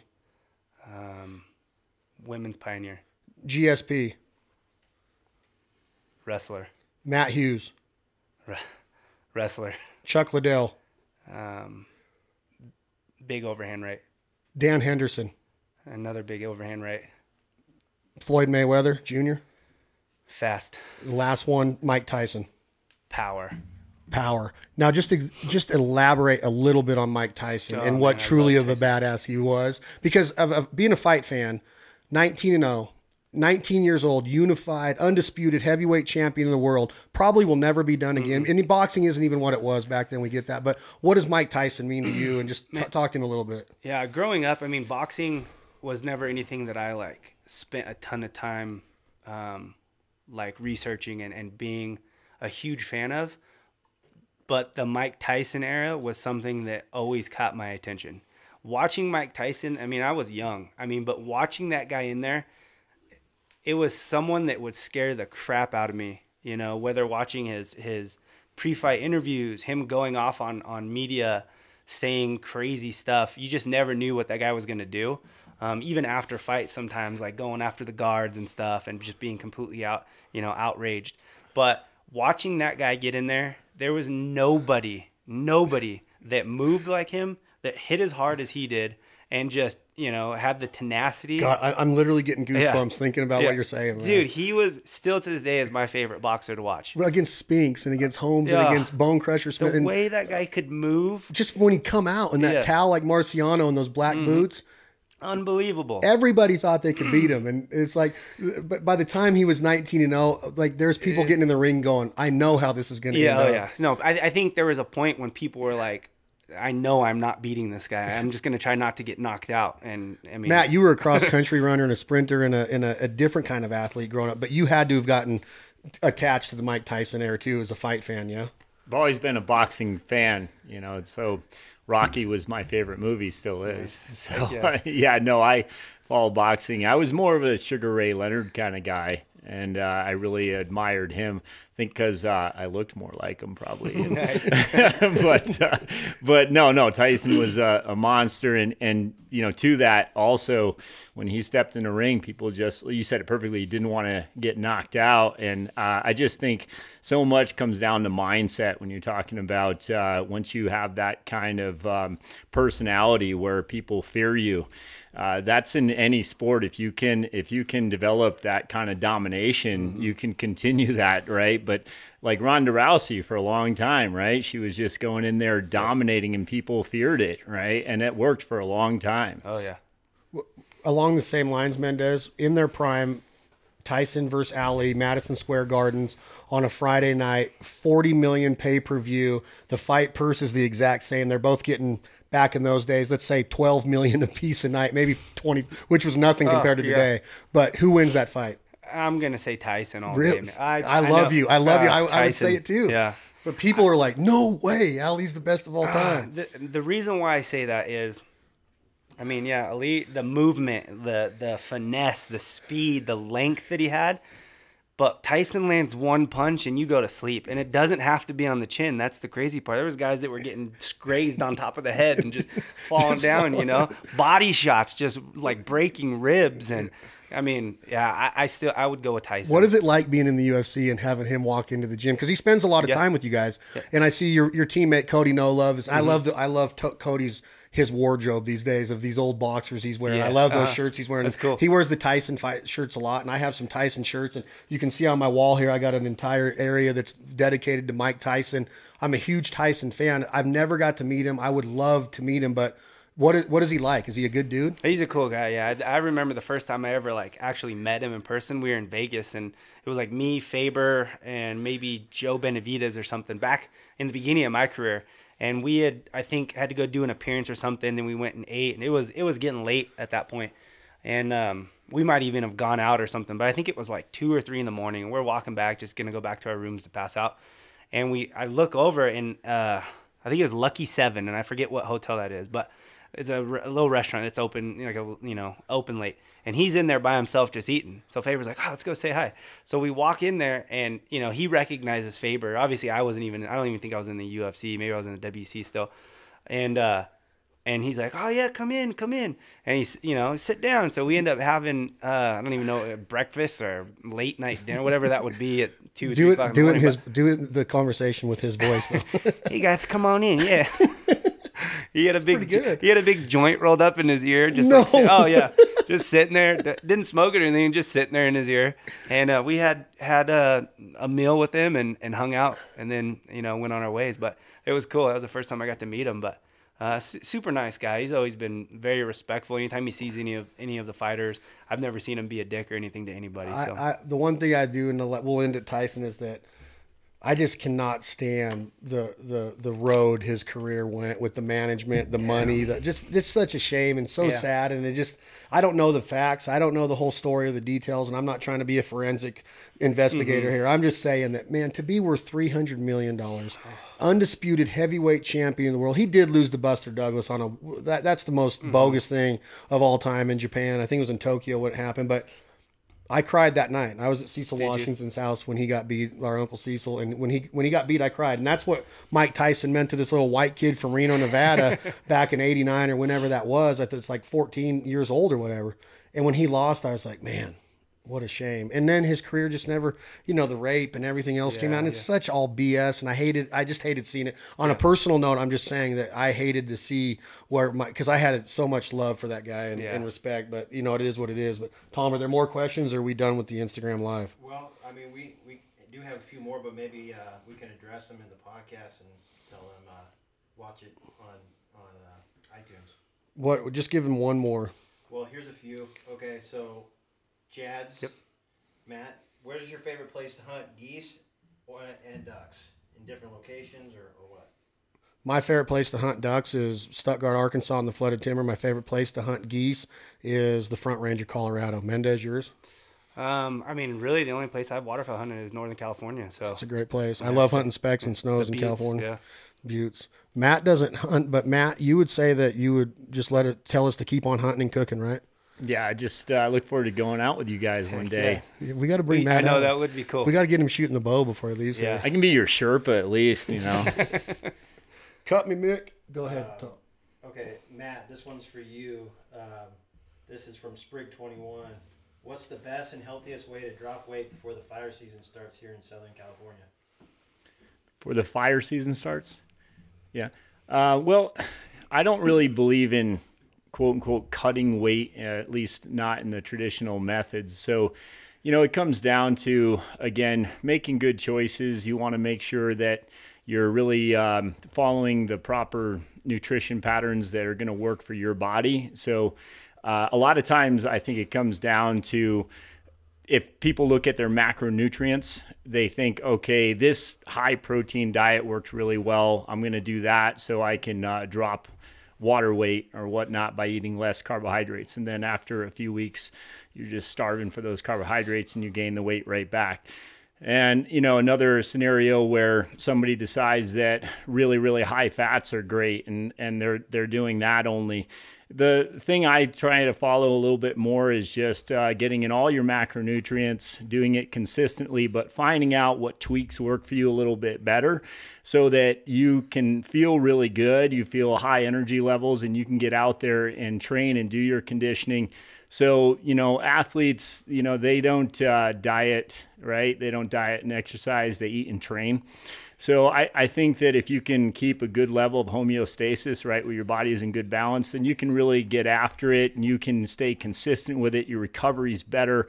And ultimately, you're doing the work that your body is meant to do because you're giving it the right nutrition. So I'd go back to just making good, smart choices, but never dieting, always getting in all your macronutrients, and just take good notes of what works for you. Not the same thing works well for Chad that works well for me and vice versa, right? So I'm always looking at people finding what works for them so that they can keep doing the work. And I mean, it's easy to say, I'm going to go on a diet, but they don't work. I don't care who. You might lose some weight, but once you go back to being a man or a woman or eating some carbs here and there or going out and partying once in a while, right back up. You gain it right back. So what Matt says is you don't diet and exercise, you eat and you train and you make it a lifestyle. You make better decisions. And a guy like me that's not going to compete in an Ironman at 45 like Matt does, and he's won several of them, I might not be as dedicated or as disciplined as him. I wish I could be, but I'm not going to make excuses for it or not. I have a different kind of lifestyle. So I'm going to do what works for me. And to feel better, to stay healthier, to live longer, to be stronger, to be in shape cardio-wise, and be able to get through my day with a lot more comfort and love for it. So not everything is about the diet, or it's about making those better decisions. And that's what I'm learning every day is do I want to go and just crush sushi every day and eat all that rice and all that sugar and all those carbs? Well, of course. Yeah, but but I do. Yeah. But I can't. Yeah. I can't do it. I would love to, but you just got to make better decisions. And so I think the Instagram live ended. We're going to finish the podcast here at This Life Ain't For Everybody. And obviously when you're talking about a prize fighter, an MMA specialist like Mendes, that life truly isn't for everybody. But you know, we had a lot of cool questions come in. We could have kept going. And that's what's neat about this lifestyle is that just now, the three of us sitting here live completely different lives. You're a fighter. I have some different businesses. You are a trainer. But everybody had these questions that related to all three of us. Mm-hmm. Nutrition, training, hunting, fighting, preparation, lifestyle, passion. All of that stuff is wrapped up in this ideology that I'm always thinking about is that we are all different people, but when you start breaking it down and all these different walks of life get together and you take the time to learn about somebody, that's what I love about hunting is that Friday at 5:00 when you get to hunting camp, you're a celebrity, but when you get there, you're not a celebrity. You're just a dude. Just ready to go hunting. You're just ready to go hunting and hang out by the fire and hang out. And I see that in you. And I've been around big time celebrities like yourself at camp before. When they get there, they just want to learn. They want to enjoy the hunt. They want to see the dog. They want to see Mother Nature, the sunrise, the sunset, all that stuff. They love that. Mm-hmm. And that's what's neat about living life with passion is that when you get around other people with passion, like Rogan's talking about those people being cancerous and that being contagious, it's quite opposite when you're passionate too. I mean, you are just as contagious and you can rub off onto somebody the right way. And Matt might go, man, I don't hunt and I'm not going to go hunting, but just listening to Belding and Mendes talk about and seeing their love and passion for it, he respects it. And that's what I think about when I listen to somebody talk about their lifestyle. I don't snow ski, but when I listen to Tom or his wife, Christy, talk about shredding and going up and getting on these big mountains, I'm like, that's awesome. Obviously they rock at it because they have passion for it. They are both Olympic caliber skiers and D1 scholarship recipients. His wife's better than he is, and he'll admit that. But that's what I love about the mentality of a hunter, the mentality of an athlete. It's the right way to be, in my opinion. Mm-hmm. People are probably going to just shoot me down for saying that, but there is a right way to think. And I think that disciplined mentality that you're talking about, that warrior mentality, you can live life like that. You don't have to punch somebody to be considered a warrior. No, not at all. You know what I mean? You have the desire. You figure out what, like I said, makes you happy. What in your life gives you a purpose? You know what I mean? And you find out ways to make that a success in your life. You know, if it's hunting, how do you become a better hunter? How do you figure out a way to make that a huge part of your life? If it's you know, being a basketball player, same thing. A fighter, UFC fighter, same thing. It doesn't matter what it is. You know, a firefighter, whatever it is. You know, you find out what it's going to take to succeed. You know, you can't be lazy. You achieve the goals that it's going to take to get to the top or whatever it is that's going to create that success and do it. Bottom line. And never ever like look down at somebody because they're not doing it. And that's if you have that mentality we're talking about, whether you're banging nails with a hammer, I know construction workers that absolutely love doing what they're doing. And I look at their job and go, I could never do that. Mm-hmm. I could never wake up at 6 a.m. and go to Tahoe on a December day, Matt, when there's snow on the ground. Like my dad used to do as a plumber. He was a union plumber for local 350 plumbers and pipe fitters here in Nevada.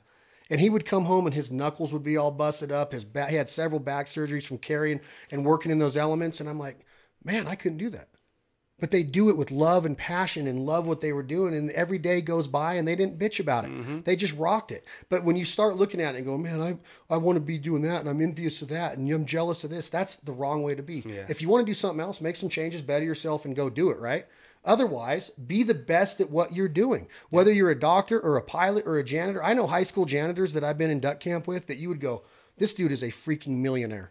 He's rich in life. He might not make but $50,000 a year, but he doesn't care. Mm-hmm. He loves life and his family and he provides for him and he loves being in the outdoors. That's what it's all about. That's the mentality. Yeah. That's the mentality, right? I love that. You never look down at somebody because they're not as, you think that they're on a lower level than you. I hate that mentality. Mm-hmm. It's that arrogance is what kills. When you get into hunting and you think you're better than somebody because you kill a 180-inch whitetail or kill 8 limits of mallards in a row, I just look at you and just shake my head and go, man, you're missing the meaning of this, man. Mm-hmm. And it might take you a little bit in your hunting career to figure that out. But the earlier you can do it, the better off you're going to be in any career you can do. If you figure out what your why is, Matt, and figure out why you're doing this, and if it's really what you want to be doing, you're going to have so much more pleasure in life and satisfaction every single day of your life.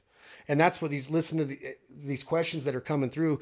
Guys are wanting to know what we're doing with our lives. That should mean something to us. They're paying attention to what we're doing for a reason. We don't need to take that for granted. We don't sit there and go, I'm not going to, what are you asking me that for? Why? They care. So that has to mean something to us, right? We're putting out a message and opening up our lives. We can't be like, oh, dude, get away from, we're way better. That's not us. Hunters aren't like that way. Matt's not like that way. We want to give back. And that's what I love about listening to your guys' answers today. It's like, man, that's how I want to live life. Every day I want to live with that courage, that passion, and that love, and that sweetness, and that tenderness, and all that. And it might take you a while to find all of that. But your mission in life and your goal in life is to weave through all these issues and these speed bumps and road bumps and obstacles that present themselves, crush them, and find that love and that tenderness and that sweetness and that good meal and that smile and that cocktail at a campfire with your buddies around duck camp and all that. That's what I love about it. You know what I'm saying? For sure. And so tell me a little bit. I got a question right here for you. Is we both work with Traeger. What has it changed the way you eat, the way you cook? I mean, isn't it amazing? Oh, hands down, dude. The Traeger has completely changed not only just the way I cook, but I feel like my lifestyle. I've always been the type of guy that's loved to go out, hunt an animal, harvest it, and then live off of that. But now being able to do all the different things that I can smoke this meat, I can, cook it like it's an oven if I need to. I can grill it, bake. Yeah. There's so many different things you can do with it. And then it's also giving you the not just like a charcoal or just like your standard barbecue taste. It's like a wood smoked grill. So for me, it's like, I just killed that turkey. Like, I kill that thing, I walk up to it, and I'm already thinking of different things that I can do on the Traeger with it. Oh, you're not measuring the beer and the spurs? Well, obviously, I look at that, but I'm just, like, excited. Like, I'm gonna breast this thing. I can wrap these breasts in bacon and, put all kinds of crazy stuff in it and make it like a smoked, I don't even know, and I can. That's where your cookbook's going to come in. Oh, yeah. No, I think if we should maybe talk about teaming up and doing something on it. I think it'd be cool, but... yeah, I mean, there's just so many different things you can do on it. I can make jerky. I can make Chad Squared cookbook. Chad Squared. Two Chads. Chad Squared cookbook. Ooh, 2 Chads. It's like Five Guys burgers. 2 Chads, 1 cookbook. 2 Chads. Tom, is that a good title? 2 Chads, 1 cookbook. I dig it. Yeah. But I didn't mean to interrupt you. No, I just started thinking like maybe that is a good idea. And like you literally, I've made duck pizzas on them. Yeah. I've made casseroles. We cooked asparagus and Brussels sprouts on them today. I've done desserts on them. Mm-hmm. Literally, you can do anything on them. They're an awesome tool. And they're so easy. That's the thing. Abby even uses it. And it's like, before the Traeger, Abby, I mean, I couldn't be like on my way home from training, be like, Abby, will you start a grill for me? You know what I mean? Like, she got to go out there and put charcoal and like make a fire. Like, it's just not something that she knew how to do. Our buddy Jim Ray was here last week, and he said the same thing. He can call his wife Julie, and she has it warmed up and ready to go. And now with the Timberline, you don't even have to. You can just have an app and do everything from that app, and you're literally. So crazy. It's a cool company, and we've been accused here at This Life Ain't For Everybody of making like little infomercials for Traeger, and people are like, you guys they pay you to use. I'm like, no, man. Traeger is the deal, and if you get one, you will. And, You'll understand. And my last comments that I was making were leading into this is that when I'm in front of that Traeger, I want to be a better cook. I want to be a better barbecue. I want to be a better griller. I want to be better at it. I want to be a better provider. So when you guys come over today and I'm throwing down and you open those lids, I didn't want to hear I didn't want to like get the impression that you guys weren't impressed. I don't care if you like go out and go, I'm not looking for you to say it's the best, but I'm looking for you to go, whoa. He's got Brussels sprouts on the top rack. He's got asparagus down here. He's got crappie over here, whitetail over here, mallard duck over here, mushrooms going over here, onions going over. I mean, think about what you're doing. It makes me want to be better at it. Yeah. There's been companies that come out. I remember when Nike was really big with Jordan. I wanted to go be a good basketball player, right? Because that's what Jordan did to me. I put them on and I was like, man, I'm going to shoot a 3-pointer. I never could. But Traeger does that for me. I want to go out and cook and be better. And when I bring the food into the people that I'm serving that night, like I have a dinner tonight to do, I want them to be like, this is awesome. Yeah. Where do I get one of those? It's not about Traeger paying us to say, I'm passionate about it. Yeah. I don't care if Traeger ever pay me. I'm going to cook on a Traeger because I love what they do. And I love the way they make me feel when I'm doing it. For sure. And I say that about any companies that I'm teamed up with and I work with. Like I don't, for me personally, I mean, I know a lot of different athletes. It doesn't matter what the company is as long as they're paying you something. It's like, for me, like I feel like, you know, it's not so much about the money. I reach out to companies that I absolutely love their products. Like I'm passionate about Traeger. I love Traeger. All my stuff that I do, I cook on Traeger. It's not like I have a separate grill off to the side where when the cameras aren't running, I'm like, tuck the Traeger away. I'm going to use this. You know, I love the Traeger. You know, same thing with Mountain Ops. I use all their products. Like that's something that, as a professional athlete, that's what I use. Like the pre-workouts before I work out, the stuff during all the BCAAs, the whey protein immediately after, you know, and then the meal replacements that I use throughout the day. Like that's all stuff that I use. And I mean, I can attest that the stuff works. I feel great when I'm taking it. And it's not just about, you know, me being a sponsored athlete or anything like that. Like this is a product that I use and I enjoy it. So no, and a lot of people could say it's just another supplement Me Too company. And I sit there and I say quite the opposite. They're outdoorsmen, they're family men, they're innovative. They're products that they keep coming out with, like Slumber, that I got a mind that never quits. My mind's always racing. It literally kind of shuts me down without having to take a sleep aid or any kind of remedy like that. That Slumber lets me put things behind me at ease and lets me go to sleep in a good state of mind. Their products work for me, and that's why I love Mountain Ops. And I'll be the first one to tell everybody on this podcast, Mountain Ops does not pay me. I use their stuff because I believe in their messaging and their marketing. I believe in their team, and I also believe in the people that they work with, like you and Traeger. They're teamed up with Traeger. They're teamed up with Chad Mendes. It's a natural fit for me. They don't need to pay me to use it, and they never will have to. I just believe in their product, and it makes me feel better. And when Matt talks about creating that better version of yourself, I believe in Traeger and companies like Mountain Ops. And when I go hunting and I have a shotgun, I use a Benelli because it makes me want to be better. It makes me want to get to that point of I'm never going to miss another shot. And it's not that Benelli, that if I had another shotgun manufacturer out there that I couldn't have good results with, it's the messaging of what a Benelli makes me feel like. I feel like I'm at the top of my game when I'm holding a Super Black Eagle in my hands. When I have Black Cloud, I feel like I'm at the top of my game, period. That's just, I'm the same way with partners. I want to endorse partners that make me want to go that extra mile in that lifestyle. And when I talk to the Italians that design Benelli, I've been in camp with them, and when I talk to them, they know what they're doing. So I kind of like that. There's a lot of places I could go train in Reno and lift weights. I choose to go to Matt because he's qualified, and his messaging and the way that he trains me, his mentality rocks. And it keeps me. That just goes back to the mental part of it. I mean, you can do all the physical preparation for anything that you're doing, but if you don't have the mental side of it, it's not going to be 100% successful. We've always said, and I've said this as a wrestler my whole life, and even as a fighter, you look good, you feel good, you do good. Now, you know, and if you feel good holding that gun, and that's going to, you know, boost your mental ability to focus, or, man, I feel like I'm going to hit everything with this. You're going to, because you physically prepared, and now you mentally feel like you can do anything. You know, your success rate is just going to go up. With Banded, when we design our clothes, and I talk to Christian and Eric, our main two design guys, and from our waders to our bibs to our jackets, and again, it's that same mentality. I feel like an athlete in them. I feel like I'm going to be successful. I have no other choice but to be successful. Whether I kill a duck or not, I'm still walking out of that hunt as a sponge. I learned something that day. I did something wrong today. I learned this today. I got a new trick today. I figured this out. I learned how to move water a different way. I learned where to put my dog. I learned how to hide, whatever it is. Because my mentality is sharp going into it because I feel good. That's why we team up with these partners. And Matt's teamed up with different coaches and different partners as well. You have to be on your A game to be a trainer. You're taking a responsibility. You're taking people's livelihoods into your hands, and you're saying, you pay me money, and you're going to come in here and do what I say. And whether you get results or not, you're still going to pay me. It's up to you to get the results. His mentality, his way of teaching makes you have that mentality of, I have no other choice but to get results. You can't walk out of there not going, man, that was the best 60 minutes of my day. And that's what our job as these guys asking us questions is, if they ask me a question, he goes, hey, blow a duck call for me. I don't need to blow a duck call in front of you or anybody else to prove to anybody that I know how to blow a duck call.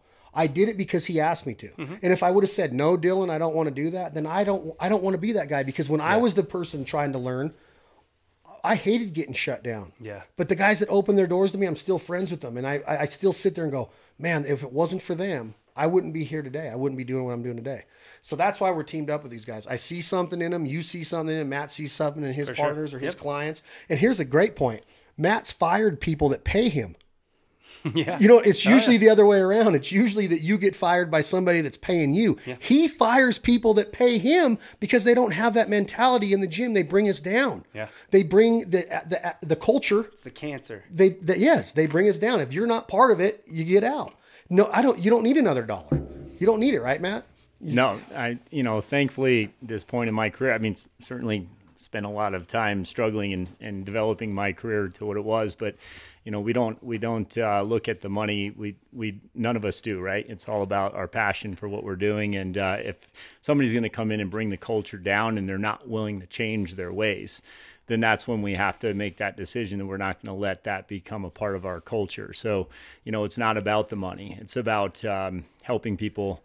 It's about making progress. And, even just want to say that last question about losing weight for a fire season, and I know it's a vague answer that I give, but this circles back to what we're talking about here is, people are really sabotaging themselves every day, and a lot of times they don't realize it. And when that person comes into the gym and they start talking to me, really it's an evaluation at that point. But are you willing to make the changes, right? Because I don't think, for example, nutrition is that hard. I really don't. I had a kid that I'm working with now. It's not a lot of body fat, but he went from 11% to 9% in the last 6 weeks. So, he's getting pretty ripped, pretty lean, right? And he said to me, well, I'm just making better choices because I'm training so hard that I don't want to put anything into my body that's going to take away from that training. And that's what I mean by eat so you can do the work, right? Eat and train. And so, people know. They have some mallard. What do we do? We just had some mallard duck, right? We had some asparagus, right? Yep. You have some good fibrous carbs. You have some good lean meat with some good fats. Not to put the refined fuels into your body. That when you read a label, if you don't even know what that means, you shouldn't be eating it, but people are doing it. They do it all the time. And then they want to say that they don't understand why they're not losing weight or why they feel the way they do. Well, you feel like poop because you're eating like poop, and then you don't want to step out the door and go for that hike that you need to go on to get ready for your hunt. It all, one thing affects the other. And I think, a lot of this conversation, I've been mostly listening today, which is awesome. I love hearing what you guys have to say about all this. But, ultimately, I think that people just have to start making better choices and really honor themselves a little bit more so they can get out there and do the things that they really want to do. And if they take that first step, they're going to end up realizing that there's that inner athlete inside of them still. It's still there. I can't stand it when I hear people say, oh, I used to be an athlete. I was a good athlete back in high school. No, you're still a good athlete. Yeah. You just have to find it again. It's there. It's always going to be there. Yep. Going back to Les, 77 years old, one of the best athletes that I've ever trained. I'll always say that. I've worked with, Gabby Williams, who set a world record in the high jump for juniors in high school, went on, to play basketball for UConn. We talked about that. She's a phenomenal athlete. Les is right at that level. Yeah. And because he very easily could have said, I'm too old for that. I don't need to live. But you hear that all the time too. I'm too old.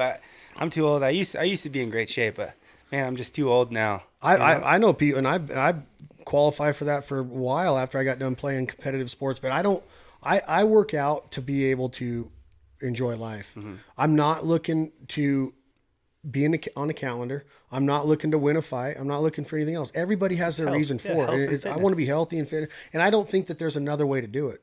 I don't think there's an excuse for not working out, being physically in the best shape that you can possibly be in, making better choices, eating McDonald's every day and donuts and all that stuff. It's too easy.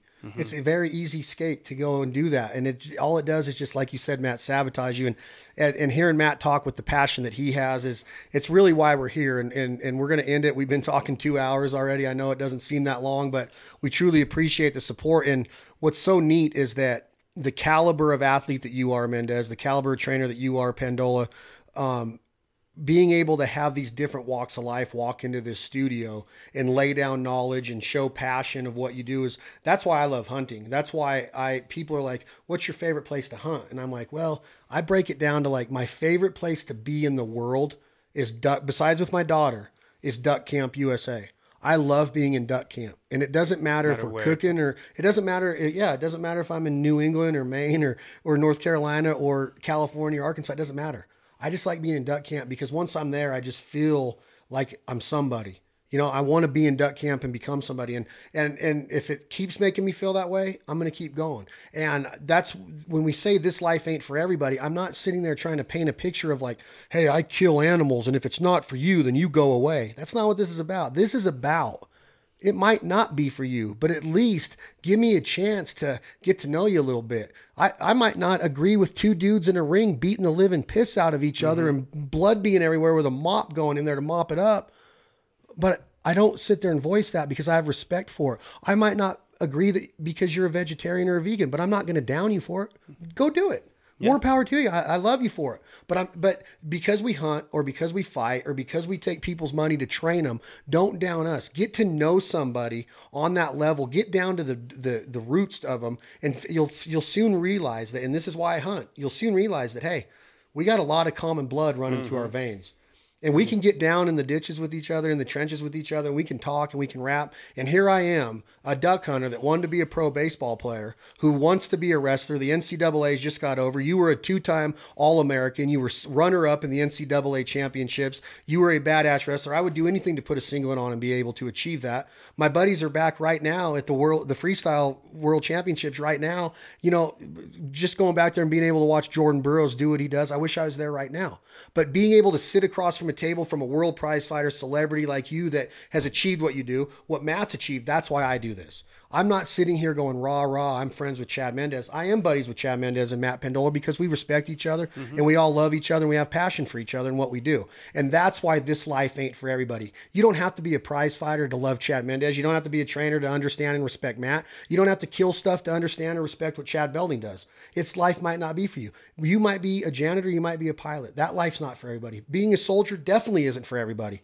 Could you imagine being a soldier? That's what they put themselves in harm's way for our safety and our freedoms. It's not for everybody. That's what this podcast is about. And hopefully the guys that subscribe, the girls that subscribe, the fans that are watching and listening, they're getting something out of it that, hey, live life with passion, make better choices, nutrition, working out, fighting, hunting, whatever it is, do it with love and passion, respect people, listen to people, be a sponge, learn something. Don't be afraid to teach. Don't be afraid to, voice your opinions. But most importantly, don't be afraid to shut up and listen once in a while. You know what I'm saying? And that's my hardest thing in life to do is because it feels like I'm always talking, and I probably am. But man, Mendes, you got a fight coming up. You're saying June or July, your comeback fight. You've been in the octagon with such studs. Your career is unprecedented, just awesome. And you're humbled. I can't wait to be there. Do you have any final words for anybody out there? Anything? Oh, I just want to say thank you for having me on, man. This was a lot of fun. That 2 hours went by a lot quicker than I thought, man. I still have a lot of stuff I can talk about, but I know. We'll do it again. Yeah. Let's do one after the fight. Cool. Maybe I'll bring Tom and the crew down to Vegas, and we'll do one the day after the fight or something. We'll set up a little makeshift rig. I might be a little hungover, but we won't be able to film it because you won't have any black eyes that night. No. You look like you just got out of the sauna. Matt, it's always a pleasure. Matt's always welcome here. He always lays down. Chad, before we go, let's just tell me, just give me a question that you had for Matt real quick. Well, I got a lot of stuff, and it might be. I'll get you guys numbers, and you guys can talk. Yeah, but it's actually a lot of stuff, just about my personal training. But and it would probably be another hour or two. So I'll put you guys in touch, but that's what I wanted to do is that I just knew that, and I talked to you about Matt like 6 months ago. I said, I want to bring you up and do a seminar. And after the fight, I want you to do that. When you have some time, I want you to come up and talk to his athletes about what we talked about today and what it means to get prepared for competition like you have to do. I think it'd be great to do at Pendola Fitness. So what do you got to say, Matt? Yeah, well, to sum it up, I did work with Kelly Parati. She won the world title for Jiu-Jitsu Masters this last year. And I think it's a good example. She came into me, I think, really under-recovered, overtrained in a lot of ways. One of the things I test for, you look at something like HRV, right? Heart rate variability. So this is kind of the stuff I was going to ask you about. Right. I started doing all this for this training camp. So. Oh, well, smart. And it's definitely a thing I look at with a lot of my athletes. Kelly had very poor grip strength. Her vertical wasn't what it should be. Those kind of things we looked at too. And so instead of just hammering her with more training, more conditioning, we kind of took a different approach to that. And we really took some training that was, again, mass specific for her force and things like that, but allowed her body to start really recovering better. So her training wasn't at all what I think a lot of people thought it would be. And I, at that point, I looked at her main conditioning being, in her skill set on the mat, right? What she was doing there. When she came in to see us or to work with me, I was worried a lot more about her function and how she was using her body for her sport, right? And also allowing her energy system to really develop again and get back to where it should be. But that wasn't with, more hard conditioning, right? That was with a lot of very specific type of work to allow her body to use the skill set that she had developed. And I think that's what helped her the most and turned it around. But I can't emphasize that enough. I think that I have to say Joe DeFranco, Jeff Cavalier, Jim Smith, these guys here, I'm actually going to work with them next week. I can't wait. I'm really looking forward to it. But these guys taught me a lot about working with athletes like this, especially MMA type of athletes, fighters. I think oftentimes they're overtrained, and a lot of times we have to look at how well are we actually recovering. So it's work plus rest equals success. So it doesn't mean that we're always taking it easy or anything, but we're just being very specific about how we're spending our dollar. Yep. And that's what I would talk to you more about. I have to get to know each athlete individually. Yep. And say, okay, that's what, Joey Gilbert, for example, yeah, we did some serious training, and we really, especially preseason type of work, we really went after it. But getting ready for a fight, I feel like the hay should be in the barn. And I feel like at that point, you're just leave your ego at the door as a trainer and even as the athlete. And what do you really need today so that you can use that skill set? Yeah, I think that's something that, at least for me in my MMA career, even wrestling, but you just said that as the trainer needs to leave their ego at the door, as long as same with the athlete. But a lot of my trainers, so I have, and this is the toughest thing about MMA, is I have a wrestling coach, a strength and conditioning coach, a boxing coach, a Muay Thai coach, a jiu-jitsu coach. And so each one of those coaches are trying to turn you into that. So my jiu-jitsu coach is trying to turn me into a jiu-jitsu player. My boxing coach is trying to make me a boxer. My Muay Thai coach is trying to make me a Muay Thai, and so on. So each guy is like, I'm gonna try to make this guy as tired as I possibly can.